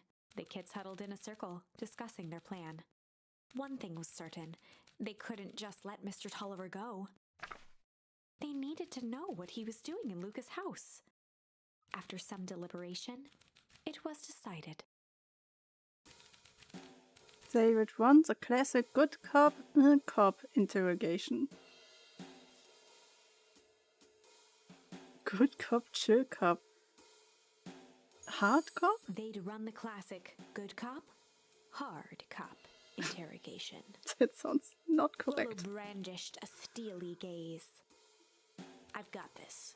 Read about it 100 times. Rollo swaggered past the chair which propped up the slumping Hiram Tolliver. Without even looking at his captive, he began with a long, blustery drawl. Well, Mr. Tolliver. Mr. Tolliver remained motionless. He's not even Rollo awake. spun around to face him. He'd clearly expected to rouse Mr. Tolliver with his booming voice. Mr. Tolliver? Beck and Luca gave each other an unsure glance. Rollo slammed his fist on the table. I said, Mr. Tolliver? He grabbed the table lamp and beamed it onto the unconscious face. Mr. Tolliver groaned and slowly lifted his head. He recoiled with a muddled, weary squint. What in the The world? chair wobbled as he attempted to straighten up. Who's there? Mr. Tolliver could only make out rough shapes through the glaring light. With a gruff tone, Rollo hoped to both conceal his voice and intimidate. I'll be asking the questions here, punk. No, hold on, let's just calm down. Oh, I am calm. Calm as a carrot in dirt. As for you, looks like you're The sweating. doubtful expression on Beck and Luca's faces transformed into awe. We can do this my way, or...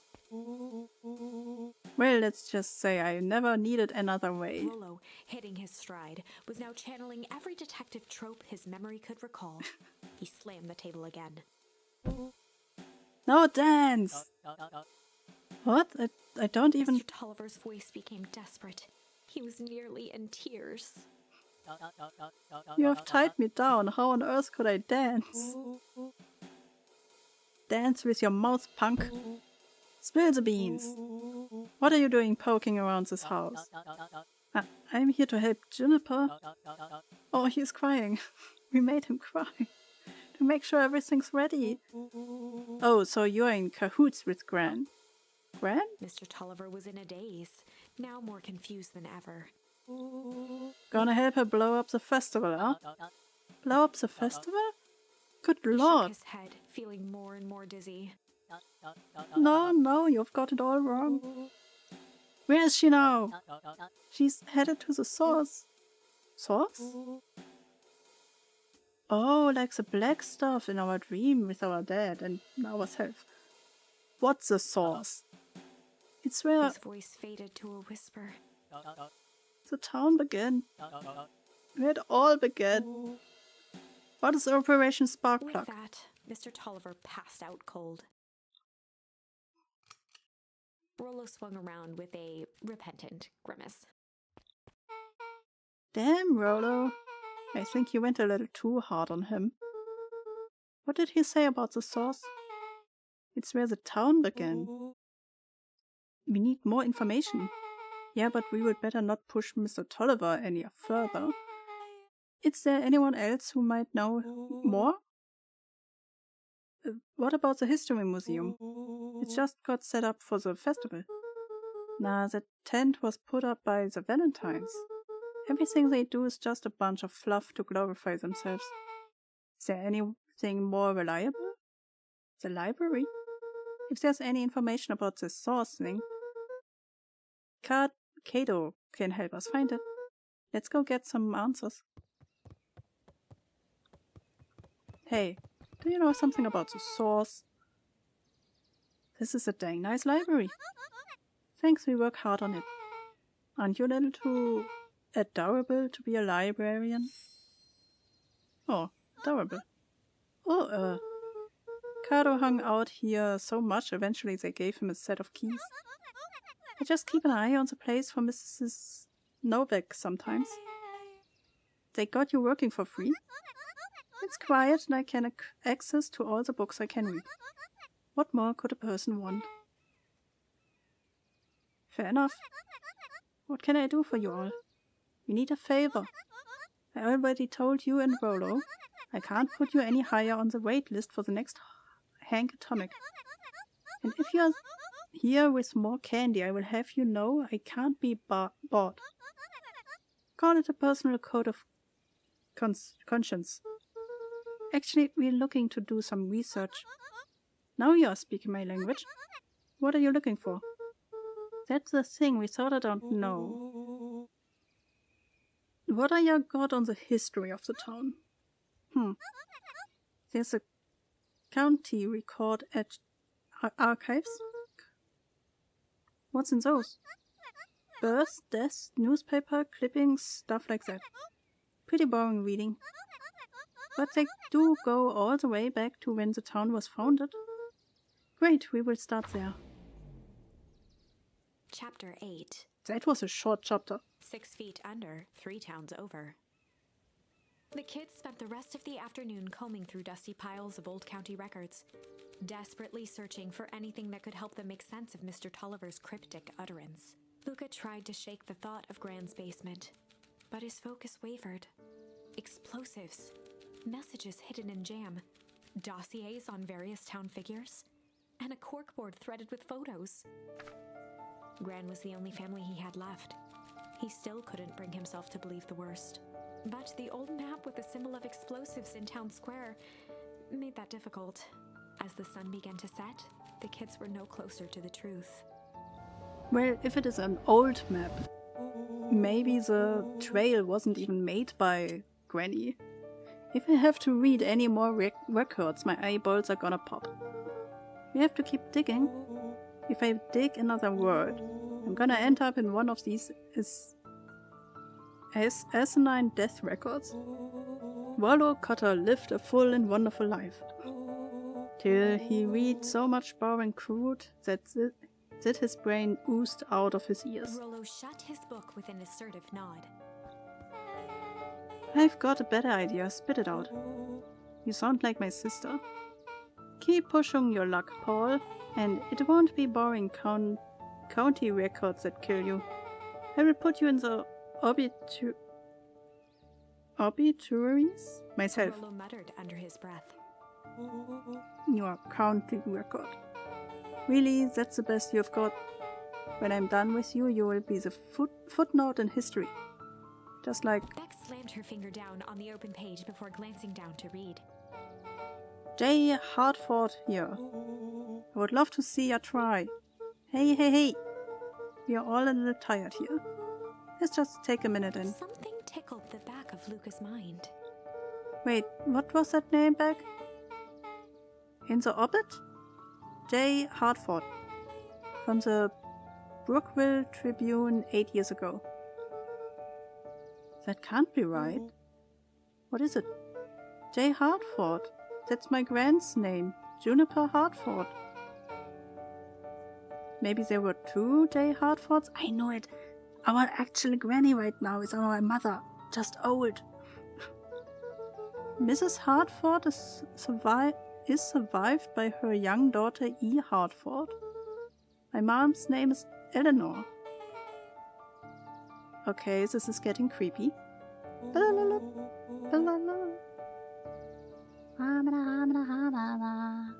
If your gran is 6 feet under, 3 tones over, then who am I living The with? question hung in the air. Alright, gang, I gotta close up for the night. Beck rubbed her eyes. How late is it? Almost 10? Oh crap, Pa's gonna kill me. I gotta go. Yeah, my parents will be worried sick. Okay, let's meet up as early as we can at the festival tomorrow. What are you gonna do about the unconscious man in your basement? And are you sure you are safe with that woman that might or might not be your grandma? I will think of something. Keep him there? Unless Luca's Granny already heart was found him. pounding as he approached the house. If he was lucky, Gran, or whoever it was, hadn't gotten back yet. And of course, there was Mr. Tolliver tied up and unconscious in the basement. Dealing with him would be the first order of business. Luca shook out his arms to calm his nerves before entering. Granny is back. He held perfectly still, tempering his breath, and listened closely. She was asleep.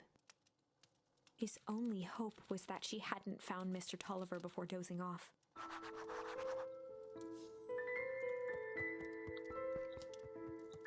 Mom! Give your mom a hug. Jesus Christ.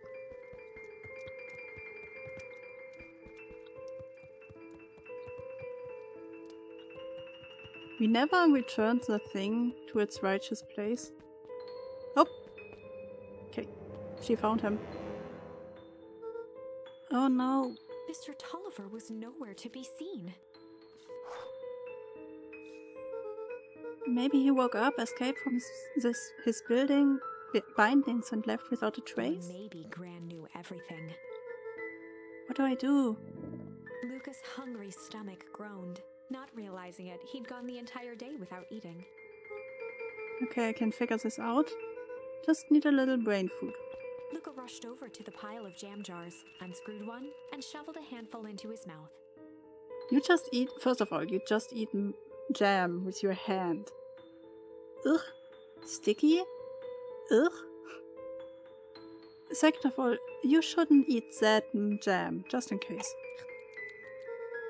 I'm afraid your jam delivery will be delayed. He flipped the lid to read the label.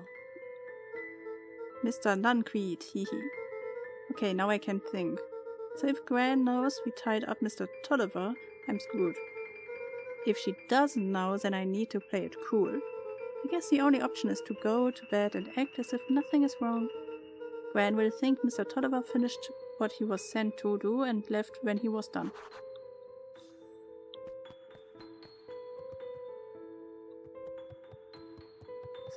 The flowers are new.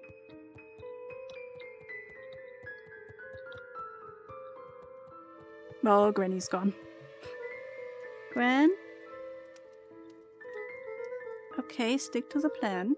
Go to bed and play it cool. As Luca climbed the final stair, the emotion of the day dragged heavily on him. With each consecutive step, his legs weakened. His stride began to falter. Was the jam poisoned? Or maybe sleeping pills? He tried to grab for the railing to steady himself. Something was wrong. Come on, legs. Just a few more steps. Luca groaned and tried to move. His limbs might as well have been bolted to the ground. I knew that we shouldn't have eaten that jam. Through numb lips, he mumbled just before falling asleep. The germ. Well, I guess we are sleeping. Sweet boy. What did you get yourself into? Why would you poison the man? Rest now and let me handle everything.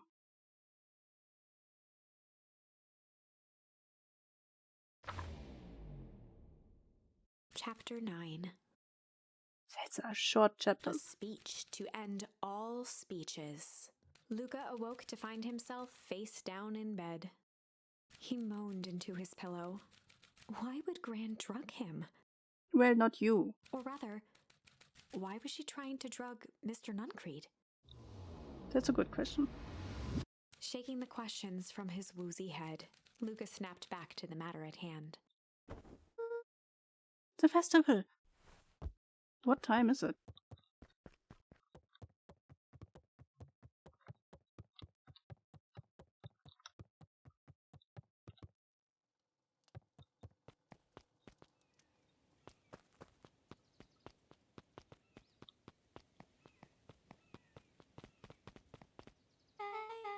Where have you been? Gran put something in the jam. Yeah, we know. Secret messages for secret conspirators. Not this one. The one intended for Mr. Nuncreed. Put me to sleep. Whoa ho ho. Sly devil. Sly. I think she's trying to remove him from the equation. He might be in danger. Have you found anything? We looked around but haven't seen anything odd. Your Gran is nowhere to be found. But Mr. Nuncreed is just loafing around waiting for the speech. What speech? Mayor Gus just got up to the podium. Everyone is gathering at the stage. Let's get moving. Ads in 5 minutes for your information. This will be interesting. Augustus Valentine nervously wiped his brow. Oh, she has 3 children. And a baby and being pregnant. She must have a lot of money. Or the economy back then was just better. Augustus Valentine, yeah. Is a thing... hello, Beacon Pines. I'm August Valentine, your mayor, and I suppose you already know that. Oh, yes, before we get started. I just wanted to take a moment to recognize someone who couldn't be here today. Okay. Who? This town wouldn't be where it is today without my father, Sharper Valentine. So I thought we could begin with a round of applause befitting such a great man. People are not really interested. Even that's more than the old codger deserved. Gus cleared his throat and awkwardly loosened his tie. Right, where was I? William Kerr bounded on the stage with the energy of a preacher at a big tent revival. Gus Valentine, everyone. He gave Gus a hearty slap on the back and motioned him off the stage. Let's hear it for our mayor. What a great turnout. Ah, heck, I didn't prepare anything. But I suppose I could say a few words. Would be a shame to waste such a beautiful podium. Mr. Kerr pulled a thick stack of note cards out from his vest. I didn't prepare anything. Ha ha ha.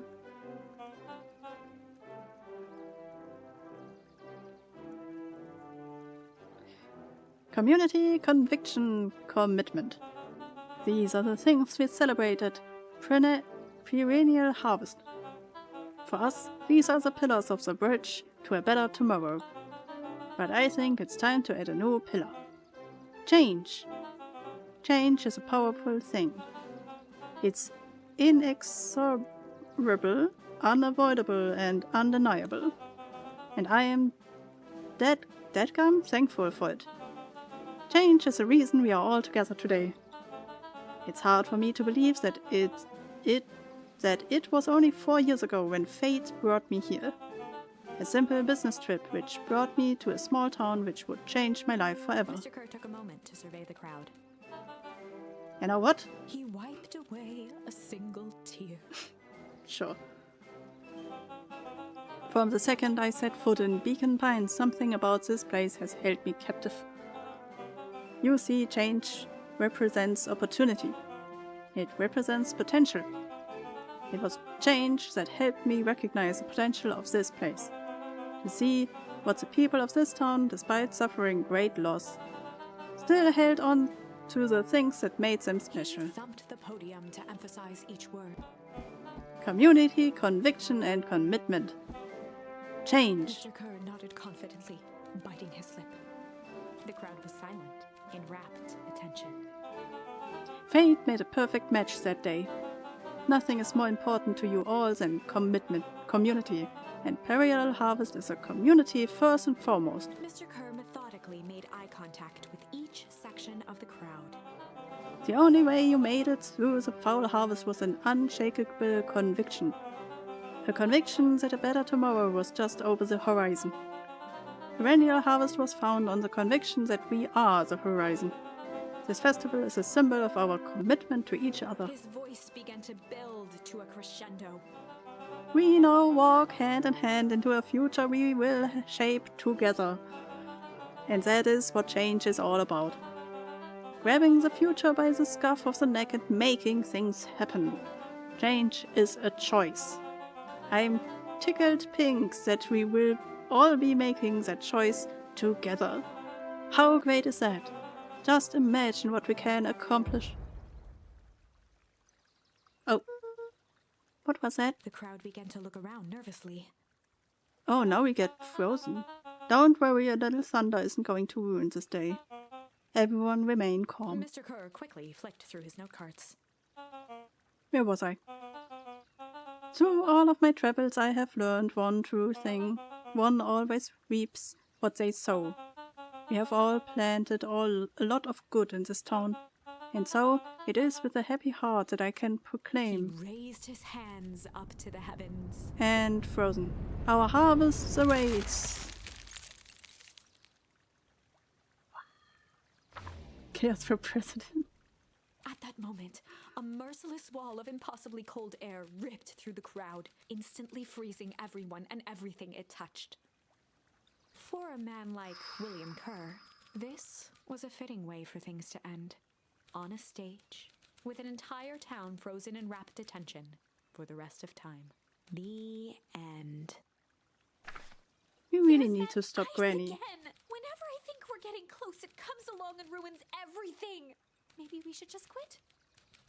Maybe you should just close the book, walk away, and never think of me again. No, Who are you? I don't mean that. We got a little closer this time. We just need to try again. Please. Okay.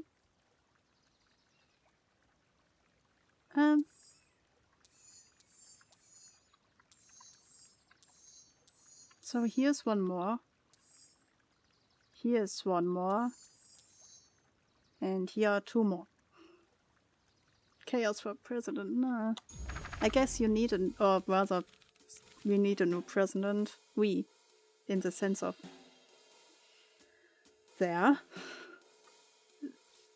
But maybe not me. Chill? They'd run the classic good cop, chill cop interrogation. I doubt that will work. I will handle this. Just gotta play it cool. Luca walked calmly to the light switch, flicking it off and on a few times. Mr. Tolliver shook his head, gathering his wits. Golly, I sure got my bell rung. He looked over to find Luca, who returned a calming grin. Sorry, Mr. Tolliver. This was all a big mistake. Luca, what's going on here? Why do you have me strapped down? No one's fault, really. Rolo just got a little startled. Rolo's here? Rollo and Beck emerged from hiding to give a timid wave. Well, alright. Mistakes happen. You kids gave all Hiram a good scare. Let's just get me out of these ropes and call it even. Luca glanced over to Rollo and Beck, who replied with skeptical looks. Mr. Tolliver, why are you in my grand's basement? I'm here to help, of course. Help with what? What's my gran up to? If you will just cut me loose, I can show you. How do I know we can trust you? Mr. Tolliver exhaled with disappointment. Oh, ads are running? I guess the ads are running. I was so enraptured in the speech, I didn't even notice that they started.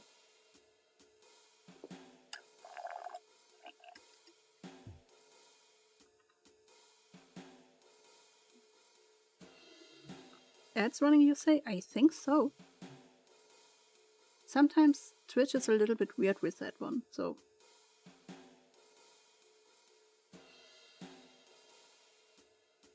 I also don't understand why they don't like make it visually easier to see in like one glance if an ad is...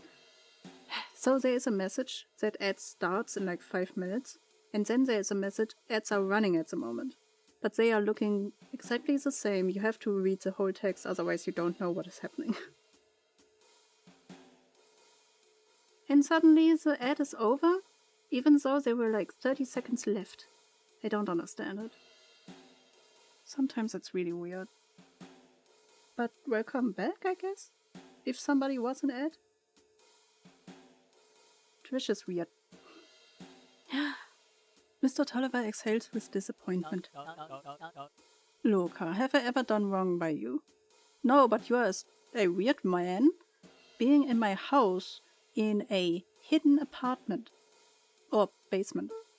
No. And since your gran moved to town, haven't I been nothing but welcoming? Yeah. So why would I turn my back on your family now? It's just, all this stuff seems pretty weird. A board with names of people from town, an archive of my dad's old disturbing patients note, Luca gestured to the corner. barrels of explosives. I can explain everything. You just need to untie me. Your kids deserve an explanation. Luca looked again to Rollo and Beck. This time they shrugged. Luca began to slowly loosen the bindings. Okay. Mr. Tolliver gently rubbed his wrists. That's a good lad. This will all make sense in He time. edged imperceptibly toward the stairs as he spoke. Of course this will not work. You see, this town has secrets, Luca. A very dark past indeed. Before the kids had even noticed his movement, Mr. Tolliver was at the light switch. A past that must be brought He to punctuated his final words by flicking the switch and rushing up the stairs. light. Son of a... Beck darted to the wall and turned back on the lights. It was too late. Rollo confirmed what they all heard.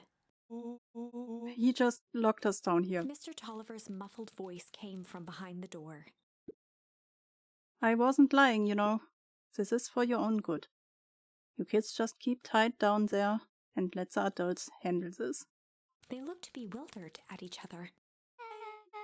Play it cool, huh? Not now, Beck. So we stay down here and then They heard the freeze. staccato thump of quick steps exiting the house. The kids looked down in resignation. This isn't how it goes in Hank Atomic. For some reason, they'd always assumed it was up to them to save their town. Luca opened his mouth, hoping to conjure some magical words to make this right. Only a hollow croak escaped. The end. Well, we certainly aren't going to find a grand resolution to our tale locked in a basement. Interesting. So they didn't freeze, basically. But I guess everybody around them froze. They ate all the marmalade or jam. Fell asleep over and over again because of the marmalade's drugs. And then at some point just dying because of hunger. If you think like how this will continue, I guess the freezing would be easier. Back to the drawing board. Sly? Oh, wait, what happened? Ah. Sly. That's the Rated on last one for this classic one. Good cop, sly cop interrogation. Luca and Rollo ducked behind a barrel, leaving Beck to her task. With a few crisp snaps, she roused Mr. Tolliver. Huh? What's going on here? You're the Meadow girl. Please call me back. Sorry about all this. Mr. Tolliver looked down and shifted a bit, testing his restraints. It seems there's been a mix-up.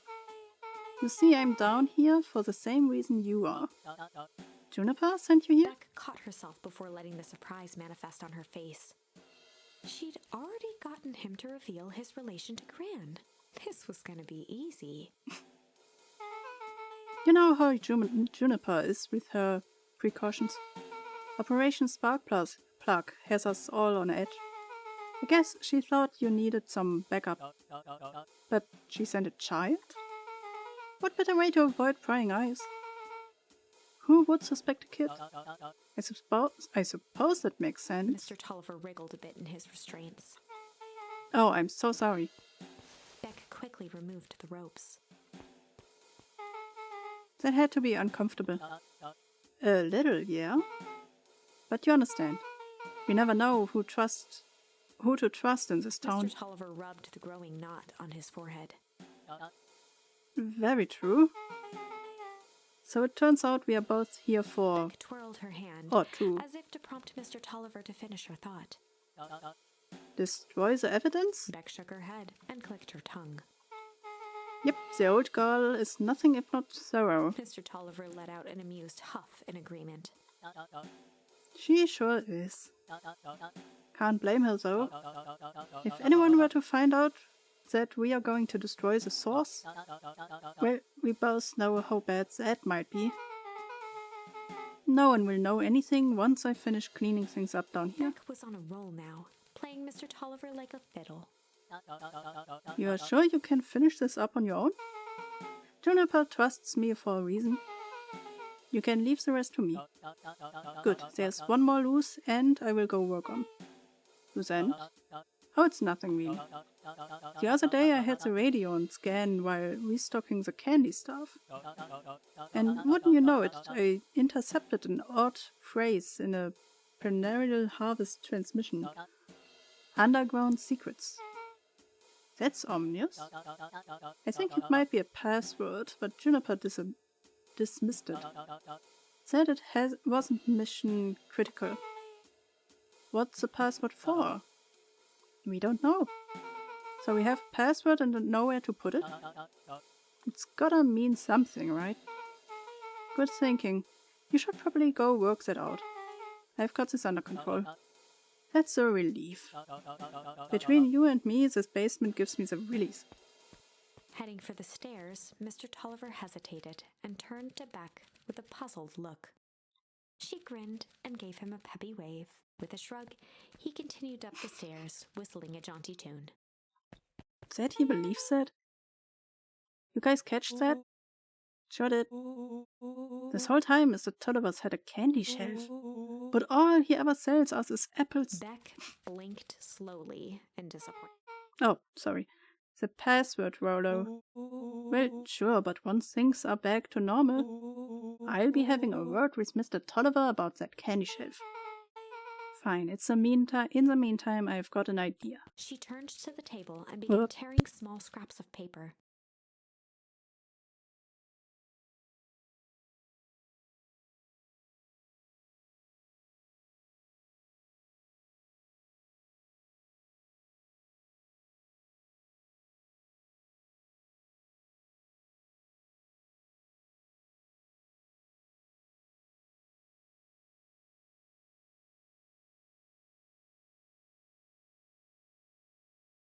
Now I scare myself. Paper. He said he heard a password on the radio. Any good spy transmission is never what it seems. Beck marked each scrap of paper and leaned back. We just need to find the hidden meaning. Okay. What happened? AI started to talk again.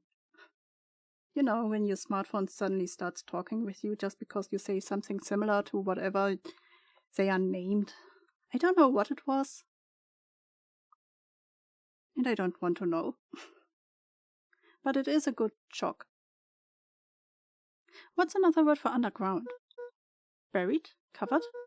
Could it be cover up? Maybe it's one of those each letter is a number thingies. So U would be 21.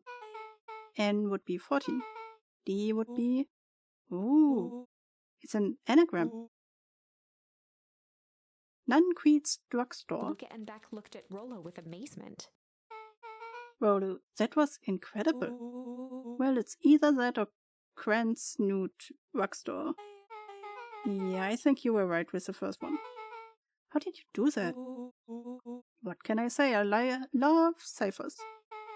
Well, I guess we know where to go next. That reminds me. Carol, how's your Discord group with their cipher going? Uh-oh. Hello? You scared me half to death. Sorry. You kids haven't seen Mr. Tolliver around, have you? No? He's got me waiting around like the last slice of pie. I swear that man would be late to his own funeral.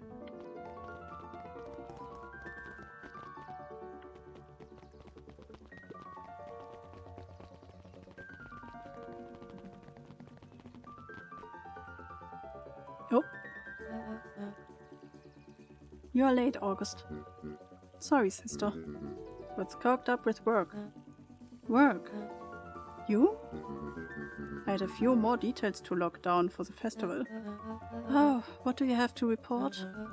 What is this insipid town festival really about?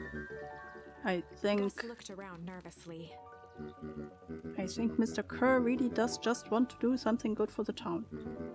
He's actually a pretty nice guy. You should spend some time with him. I didn't pull strings installing you as mayor so that you could make friends. Your job is to help me figure out what Kerr and Perennial Harvest true's intentions are with this town. We have a responsibility. This is our father's town. Was. Excuse me? This was our father's town. He's gone, Harris, and he isn't coming back. Father left us with nothing but problems. Mr. Kerr came here and offered to help us. We accepted that help. We didn't agree to them turning Father's warehouse into a toxic dumping ground. That's just a temporary agreement. The glow can be seen from our damn backyard. They are dumping their nasty little secrets on us. Then this all inevitably goes wrong. Who do you think will be blamed? Eris's cry hung in the air. We have a new choice to make now, sister. This town is going to change, whether we like it or not. Are we going to choose to be a part of the future, or be forgotten in the past? It's a shame. Father named you Augustus, but you will always just be a Gus. Good night, Harris. I will see you at breakfast tomorrow.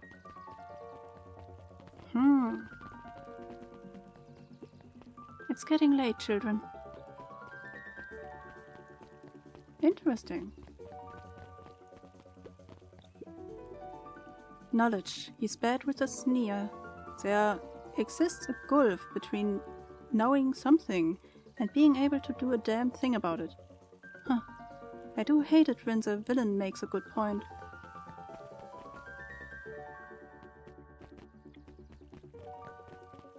Where do we go again? Oh, yeah.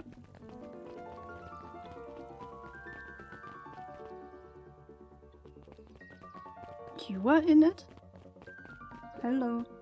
Solomon stood proudly at the entrance to the drugstore, holding a brown bag overflowing with black licorice.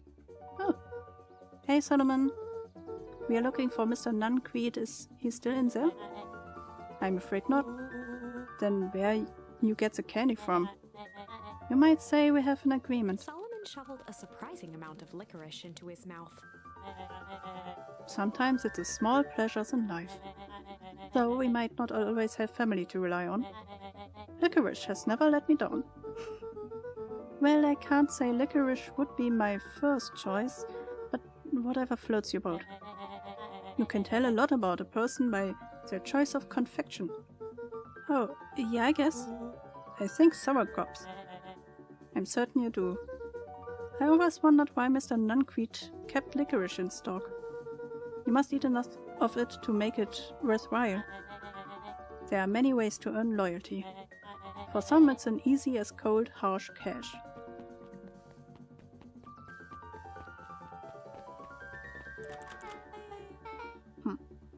Well, he's right, it's locked. There's gotta be more clues. Okay, let's see. Locked.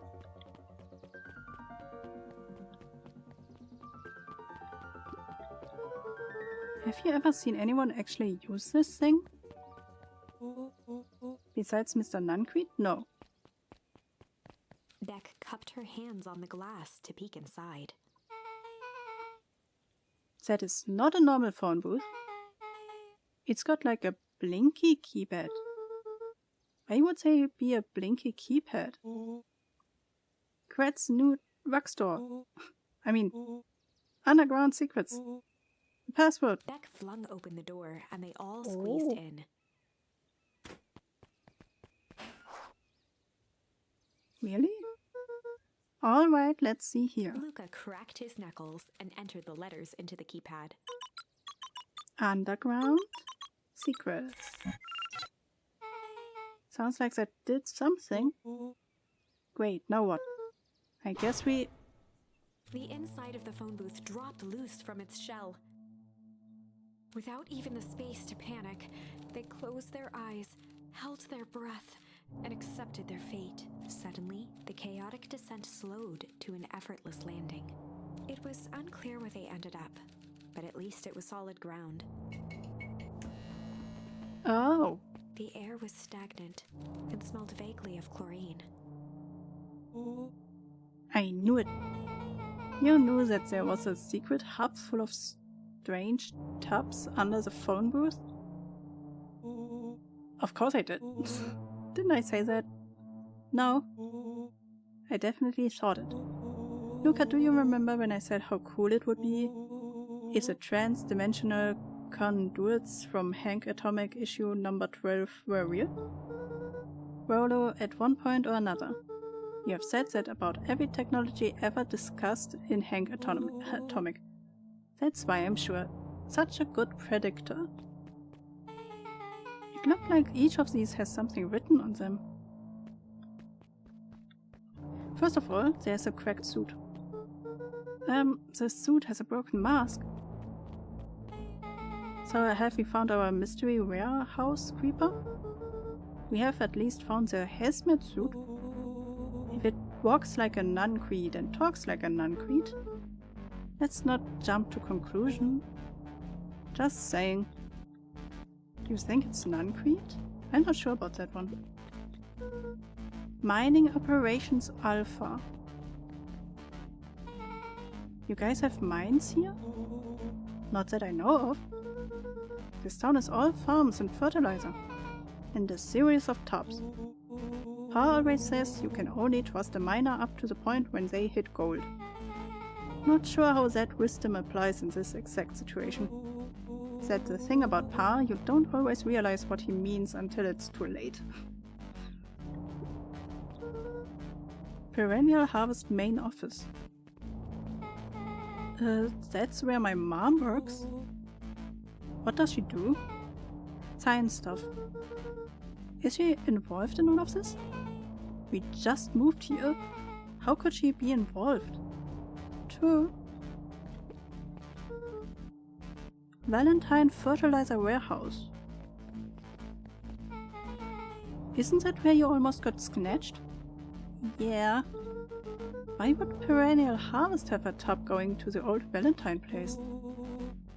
This is starting to feel like something big. I have the feeling it felt big before, at least when the explosive came into the game, you know? Oh.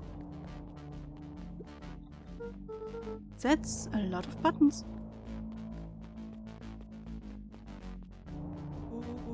Stand aside, Earthlings. I have read enough Hank Atomics to know my way around sci-fi tech. Rolo's hands hovered over the field of blinking buttons. Oh. Eeny, meeny, miny. Rolo, what did you do? Nothing? I didn't even mow yet.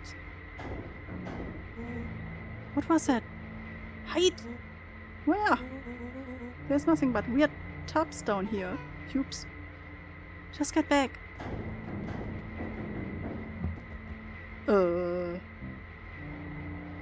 Shit. How did we How did that happen?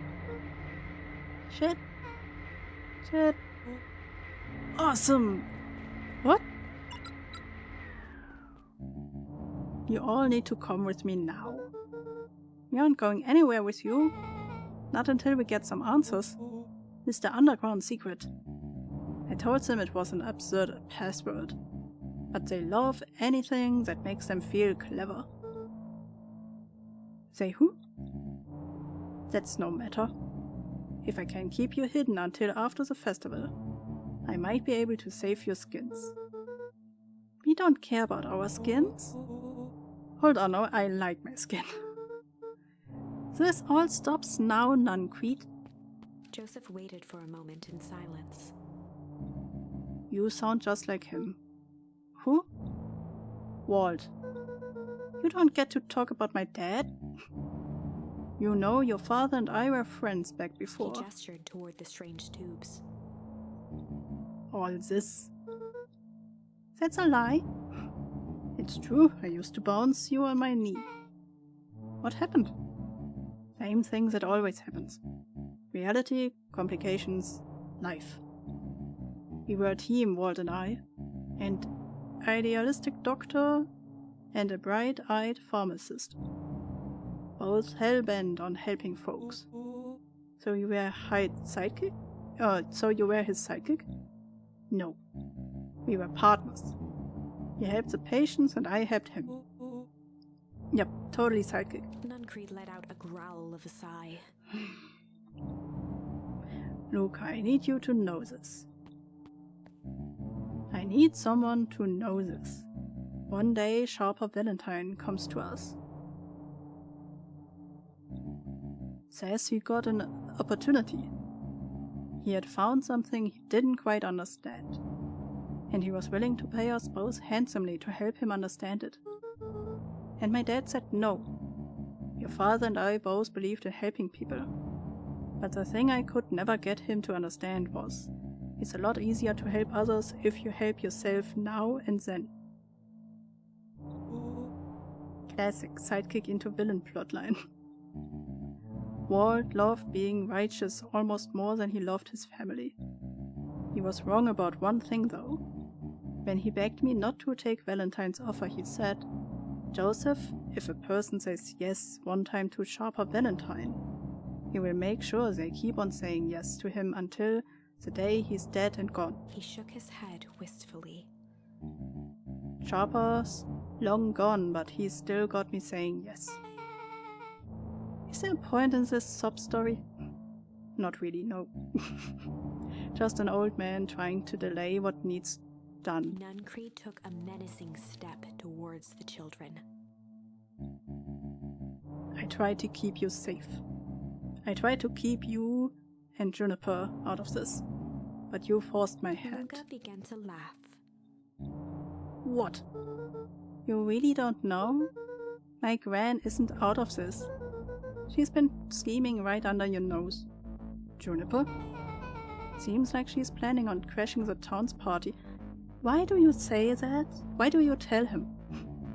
She's going to disrupt the festival? Why would she? The color drained from Nuncreed's face. How does she know? Apparently she knows a lot of things. What? Let's just say this isn't the only underground layer we are busted into today. And honestly, hers is way cooler. She's got maps and explosives and bad intentions, big man.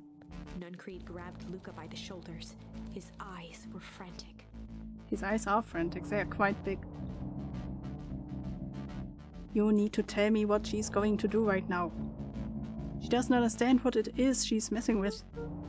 Tell me now, she's in danger, boy. I don't know.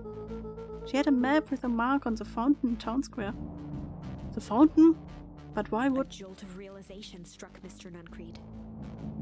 She knows about the source? What the heck is a source? If she tries to destroy the source, it could catalyze and... Dear God, she's going to freeze us all.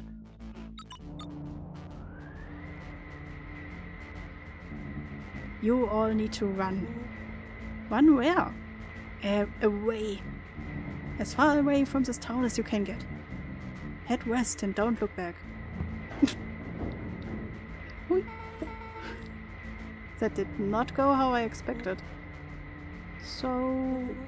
we are totally following him, right? Totally. See you on the other side. You good? Yeah. I love this town. Oi. Chapter 8. The Cold, Hard Truth. Beck leapt up, allowing the suction to yank her into the dark.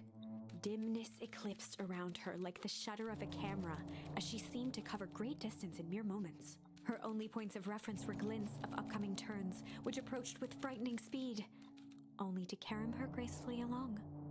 She heard the tinny, distant echoes of Rollo's glee. Once she stopped fighting against it, the ride was impossibly smooth. Then, all of a sudden, as if minutes had passed in an instant, light blazed into view. A burst of wintry air snuffed across her face, and she was flung out into the cold. That looked like our home place.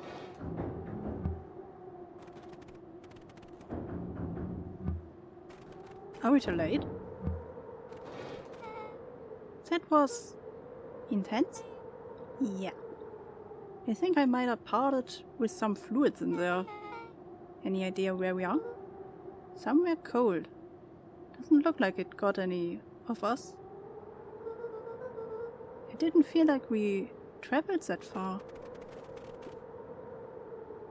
So, where did it all go? This place sucks. Why would anyone even want to blow something up out here? Only one way to find out, I suppose. We've got to catch up to Nunquit. I think he went this way. This looks like our home, though. You know, our home should be here. This one is weird. This is a wooden... where the tree was. This is the way to our dad's grave. Yeah, there's our here's the dad's grave. So it already happened.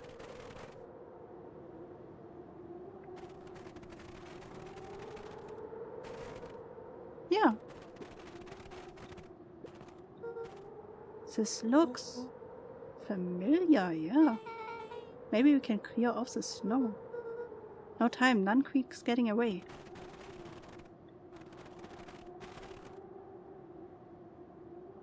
What happened? Wait, huh?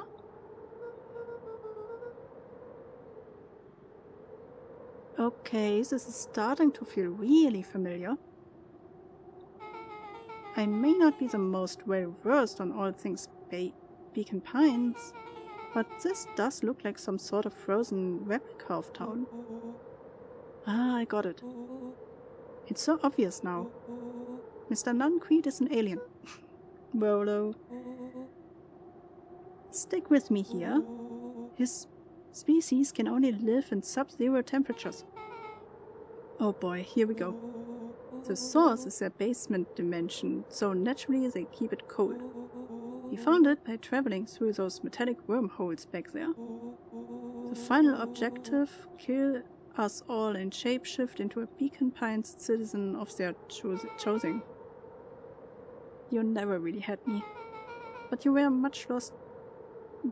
much lost me there. You get used to it. We should keep moving.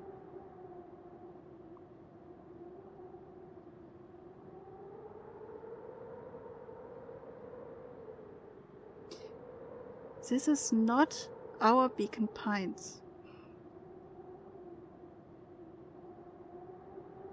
Because if this would be our Beacon Pines where we played the whole time, then it is not only frozen, but also time traveled, because this wasn't here before. Right? They would be quite fast. First of all, the explosion would have happened. Everybody would freeze. So who built this? Right? So this is not our Beacon Pines. But, they said, oh, this harvest, this company took us all out of the city into another city and then brought us back later. Could it be that this is the original Beacon Pines city? Where whatever happened, you know? There was this chemical in the deep water already. They tried to remove it, but I guess they couldn't. And this chemical froze everything. And then they decided, okay, we replicate the whole town somewhere else, a little bit further away. And they planted the people back in that new city. Still calling it Beacon Pines is not quite the correct, city, but one-to-one copied. As they rounded the corner to the frozen town square, they spotted Mr. Nungreed inching cautiously toward a pit at its center. That's why these are the old maps. The old maps were from the original city. Meanwhile, newer maps would be from the new city. He held his arms out gingerly, as if approaching a beast in the wild.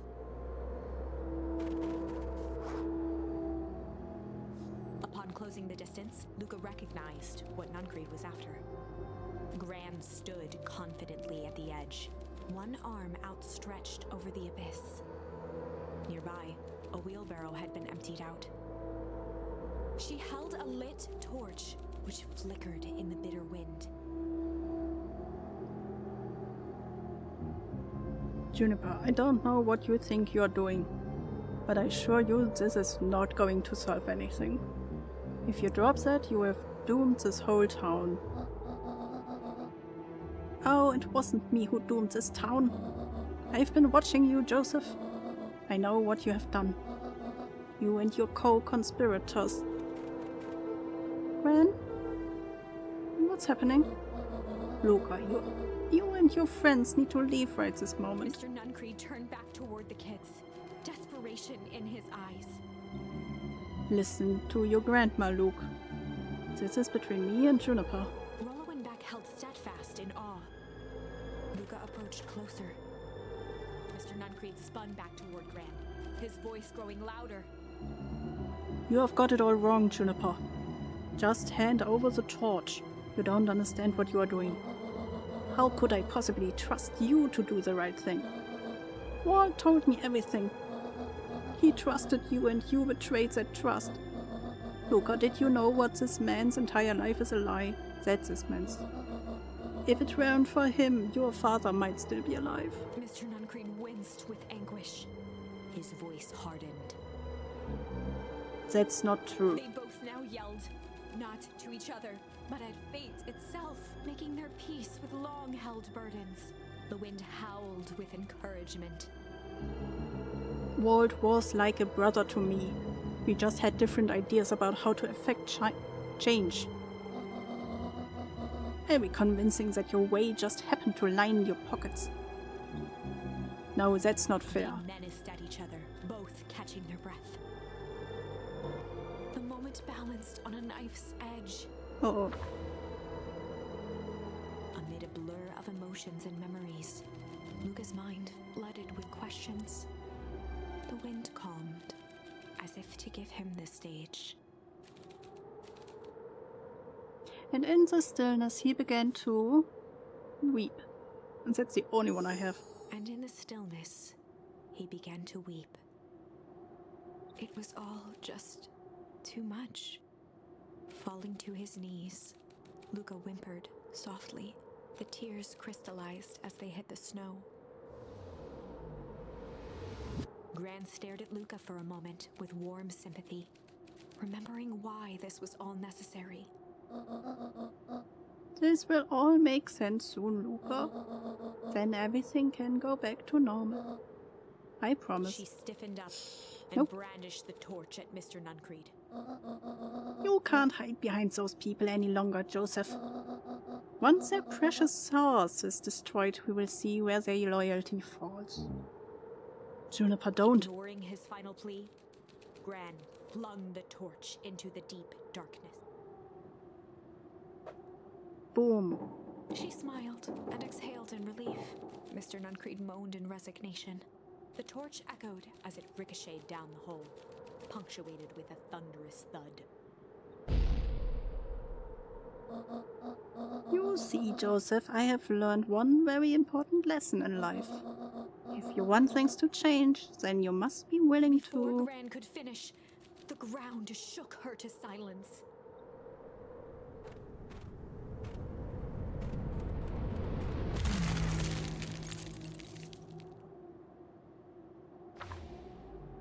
Yep, okay. Gran only had time to spin around and run to Luca. Her attempt to shield him, an honorable but trifling act. Unflinching love, pitted against an unthinking horror. There was no contest. Her warm embrace froze in an instant. That is where they remain, fixed in place, forever. And so, our story ends on this melancholy scene. In a town brought low by its secrets, sits the frozen statues of a misguided band of meddlers. The end. Well, that was dire. On the bright side, we finally figured out where all the ice is coming from. Yippee. Now, we just need to find a way to deal with a mystic, unfathomable force of nature. Oh boy. This one still goes on. I just need another action before I can continue. So we did everything on this branch.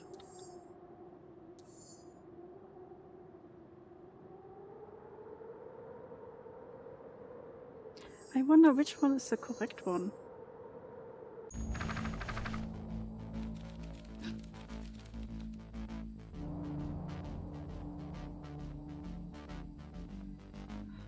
So with this one,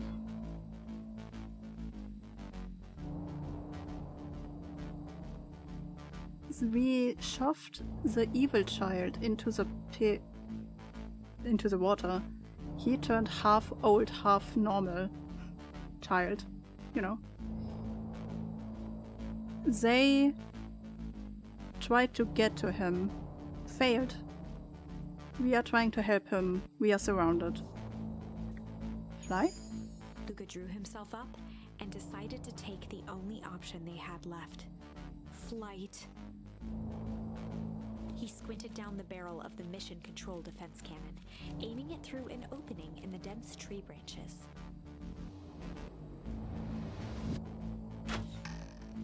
He looked up with surprise as it struck true and taut.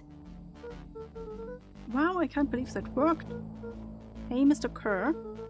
We would love to hear your thoughts, but I'm afraid we have places to be. Come on, Iggy. Yeah, jerk. Whee.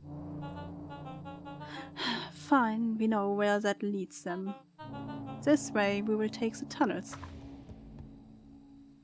Luca and Iggy winced as they sprinted through the thicket. The branches clawed at them, reluctant to give passage. After what felt like a marathon, Luca stopped in his tracks as they reached the clearing. What the? That was all he was able to say before Iggy slammed into his back. The boys tumbled down a steep decline and crashed with a wheezing thud on a surface as hard as ice.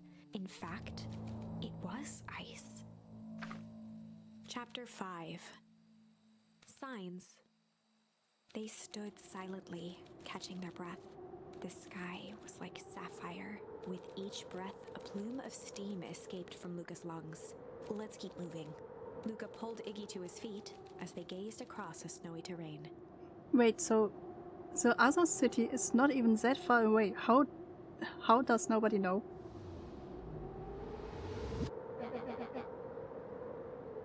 That was actually pretty badass. Uh-huh. I think we lost them. Are we up in the mountains? I don't think so. If anything, we went downhill. Then what's up with the winter wonderland? All I know is there's no going back the way we came. Let's see if we can get our bearings. Follow me. So they really took... This is where our house normally stood back then. That's the true place. That also means... Luca, are you there? Luca had almost forgotten the walkie-talkie he was carrying. Is that Bozo Kerr? I hope nothing bad has happened to you out in those Luca woods. looked at Iggy with hesitation. No need to be With a rude. resigned sigh, Luca responded. It seems like the only dangerous thing in the wood is you. He speaks, the young man of the hour. Now, how in tarnation did you end up with one of our radios? Just lucky, I guess. Boy, howdy, you Van Horns are full of surprises, aren't you? You know my parents? I never had the honor of meeting your father, but your mom sure was a handful. Luca winced, shoving the walkie-talkie back into his pocket. We gotta keep moving. So this is the true grave place of our dead. The whole time that we came like once a year to our dad's grave. Apparently that was fake.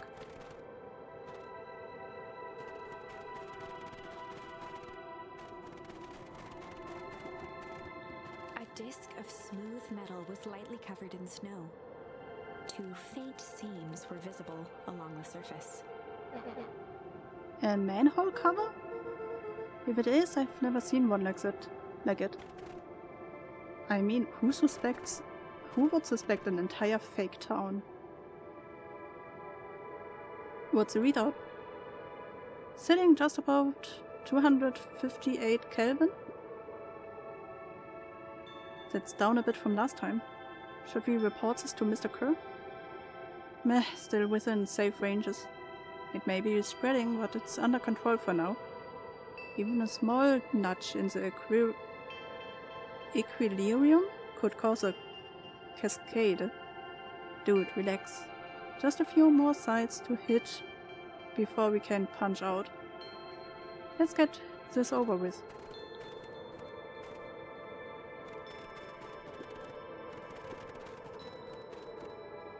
What's all this? Hard to say with all this snow. I think it's a town sign. I can almost make out letters under there. What town could this even be? There couldn't be another town this deep into Weedwood. Map. I'm looking at evidence to the contrary. Let's figure out what we are dealing with here. Step on. Snow is gonna go. I will see what I can do. Yeah, wait. How am I supposed to do this? In situations as these, I find it best to chuck stuff first and ask questions second. Oh, do I have to, like, bonk it? Oh.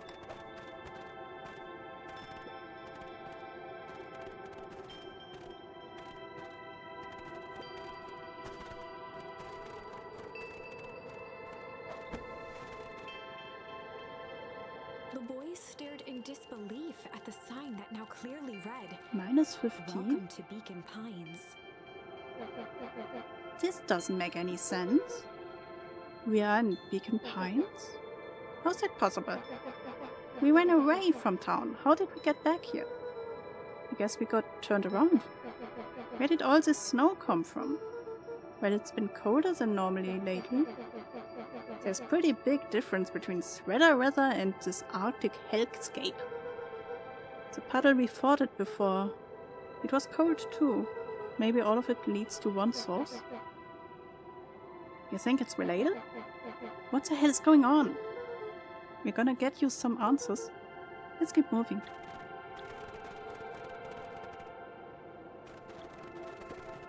So there was a chemical accident, and this chemical spread out. And it turned the whole city into a place that has minus 15 degrees Celsius the whole time. No wonder nothing grows there anymore. And apparently it is spreading. The fencing glistened, each chain link encapsulated with a translucent layer of ice. Looks like the stuff they put up around Rehook.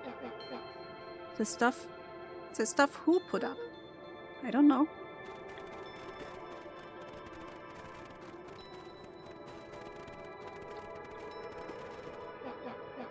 It's all frozen. Looking down at the frozen stream, Luca could faintly see a school of minnows encased in the ice. Whatever happened here, it happened fast. The fish didn't even have time to run. Or, swim, run. So there was an explosion before. Trailing Luca went hush. He looked back to see Iggy's face twisted with confusion. Everyone's gone. What? There's nothing here but more snow. There must be an explanation for all of this. We have to keep looking. You can keep looking all you want. I quit. Iggy, we have to keep going. You don't get it, do you? This isn't one of your pathetic Hank Atomic stories. We aren't going to save the day.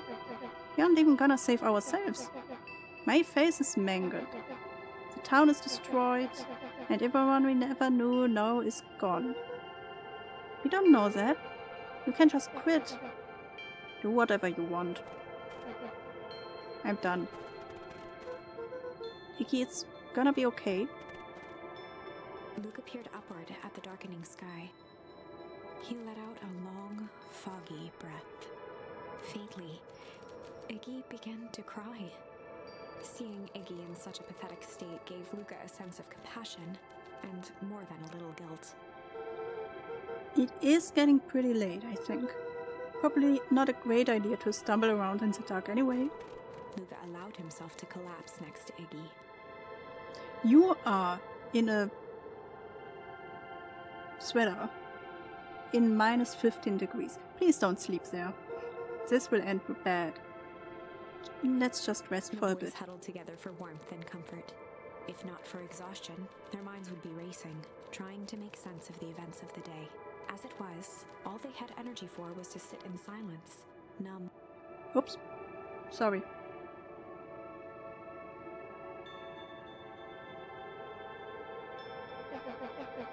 The way the snow covers everything over.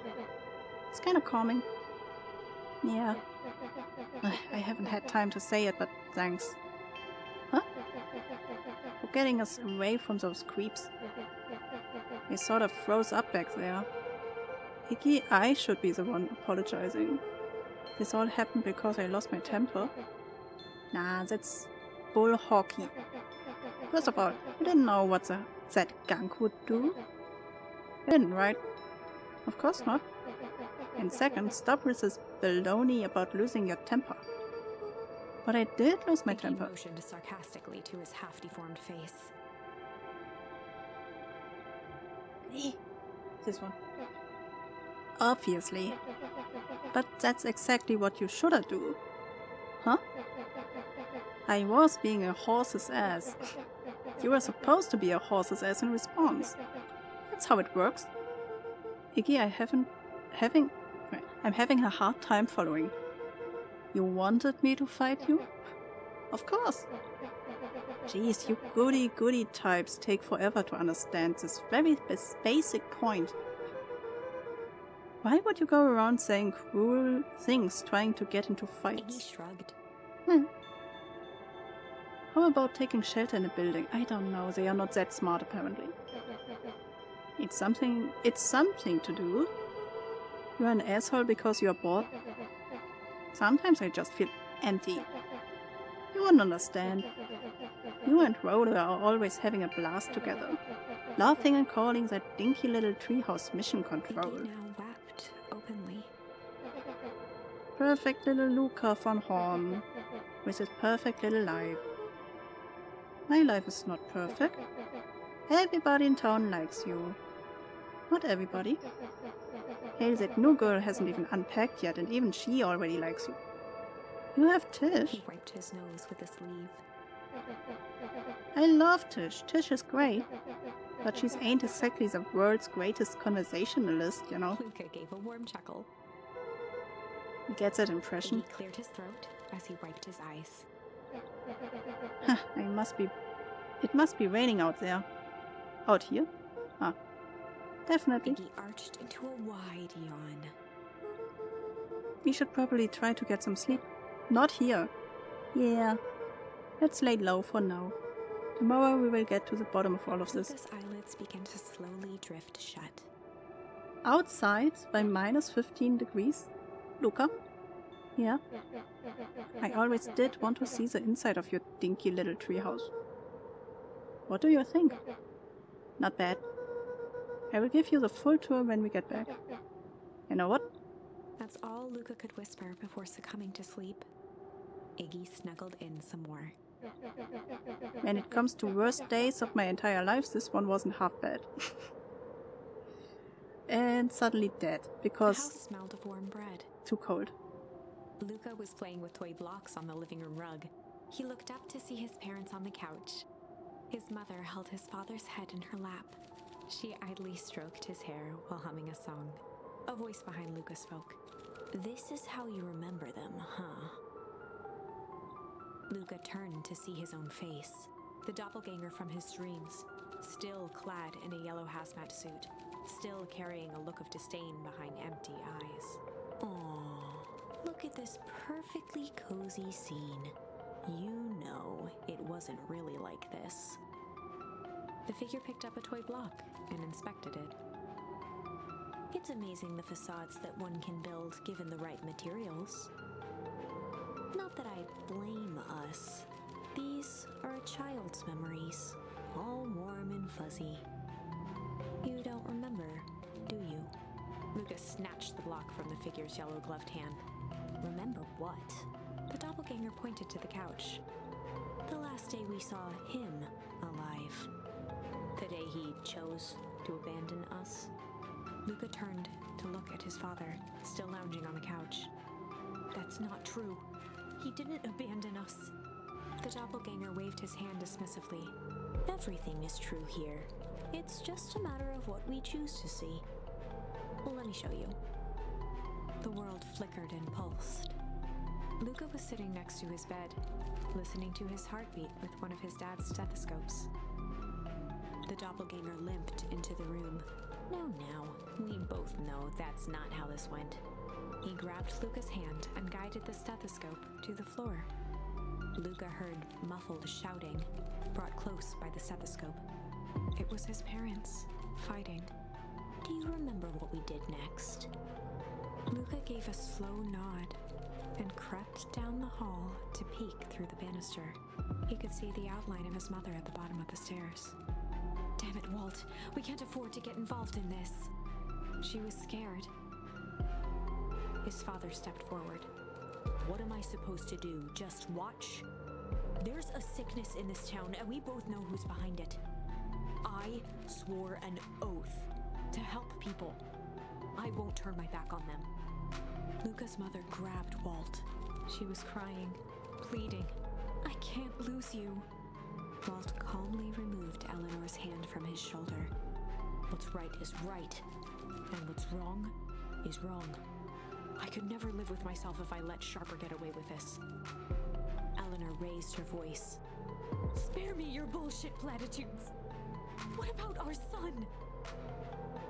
Luca flinched, dropping the stethoscope down the stairs. Walt turned with a panicked smile. Luca, is that you, buddy? With tears in his eyes, Luca descended the stairs. Mom? Dad? What's going on? Walt dropped to a knee to meet Luca eye to eye.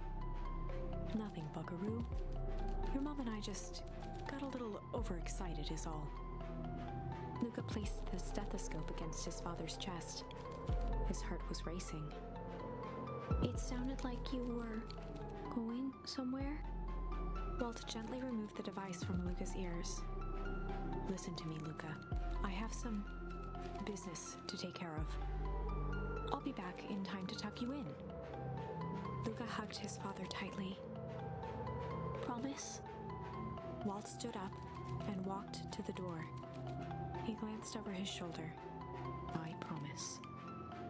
With a wink and a grin, he put on his hat and strode out into the evening sun. And never came back. Oh! A figure approached soundlessly from the foggy snowfall. It stood above them, lingering in contemplation. Slowly raising one hand above Iggy, it snapped out 2 brisk raps on his head. From a deep slumber, Iggy sprang up defensively. Get your hands off me! Who is this? Whether it was the calming presence or the recognition that he was not Oh. in danger, Iggy felt his clenched fists lower. Just what do you think you're doing? Luca looked up, gradually remembering his whereabouts. The figure exhaled a cloud of warm vapor. You two certainly have caused a lot of commotion. What's that supposed to mean? Take it easy, Iggy. We were asleep minding our own business.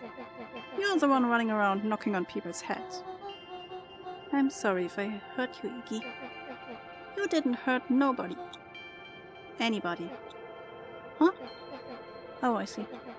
You think you're better than me, you. When it came to complete strangers, Iggy had trouble cobbling together an insult. You big-headed, scuffy-necked furball. Okay, let's lower the temperature a bit there. Interesting choice of words. I mean, let's all just calm down. Who are you? A friend. An observer. A hitchhiker on the infinite expanse of possibilities. Great, how about a name? If you must call me something, you can call me Ned. Iggy huffed with gratification. How about you make like a gnaw and buzz off? Very well. Nat began to turn away indifferently. Wait, do you live here? You might say that, so you know where we are. You might also say that. Look, Paul, we just want to find a way, safe way out of here. You gonna help us or not? Before knowing how to leave, one must know where they are. Alright, that does it. Look, I don't know about you, but I'm gonna out of her one way or another. Iggy turned sharply and began to stomp off.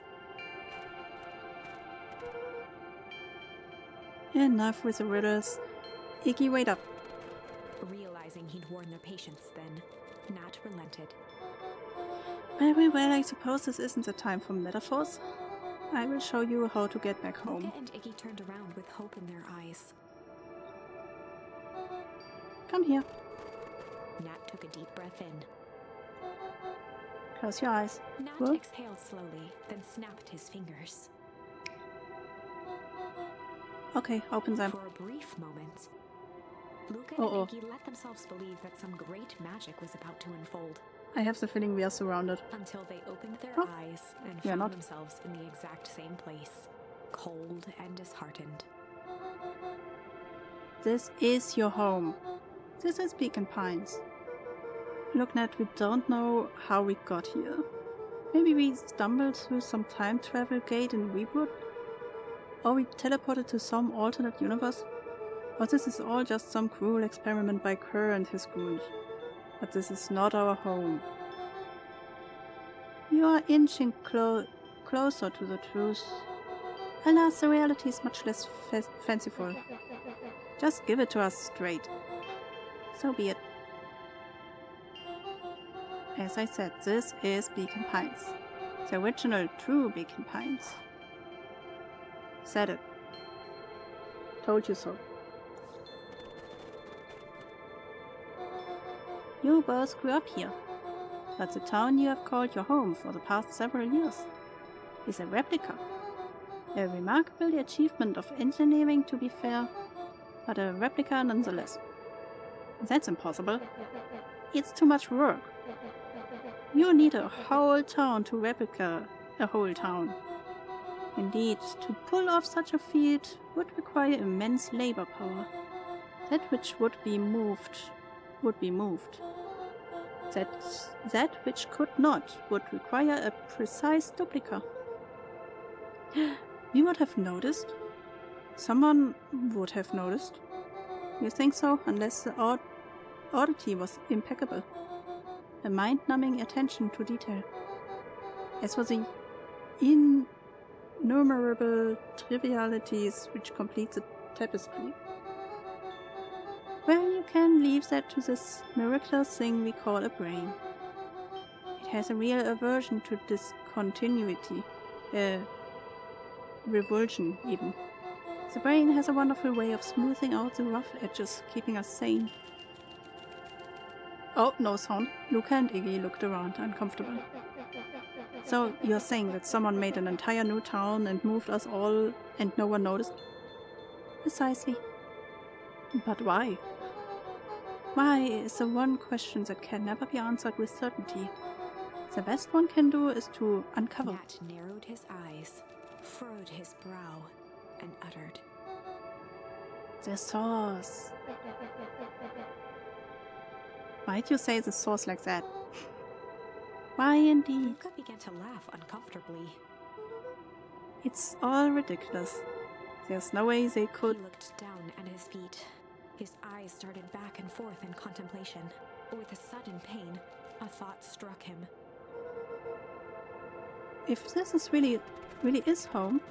He sprinted off into the pale distance. As Iggy turned to follow, Nat called out, Iggy, it's not too late to turn back. Simply head west through Weepwood. We are searching for our father's grave now, right? Chapter 6. Can I? No. Okay. But I guess it is saving in between, right? The source.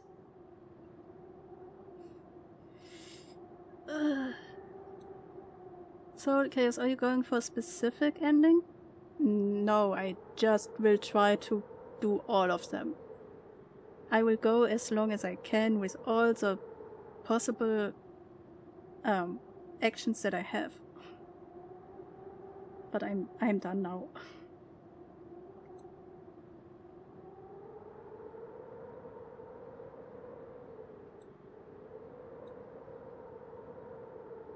Okay, it's EP time. Good time. We are perfectly at a chapter. You have EP time. I am done time. Let's see. We can go to Elle with art. We can go to Ixie with Apex Legends. We can go to Thrush with art. We can go to Reiko with the rest of Helmart. We can go to Lexi with just chatting. We can go to MK with Apex Legends. Or we can go to Magic with Goose Goose Duck.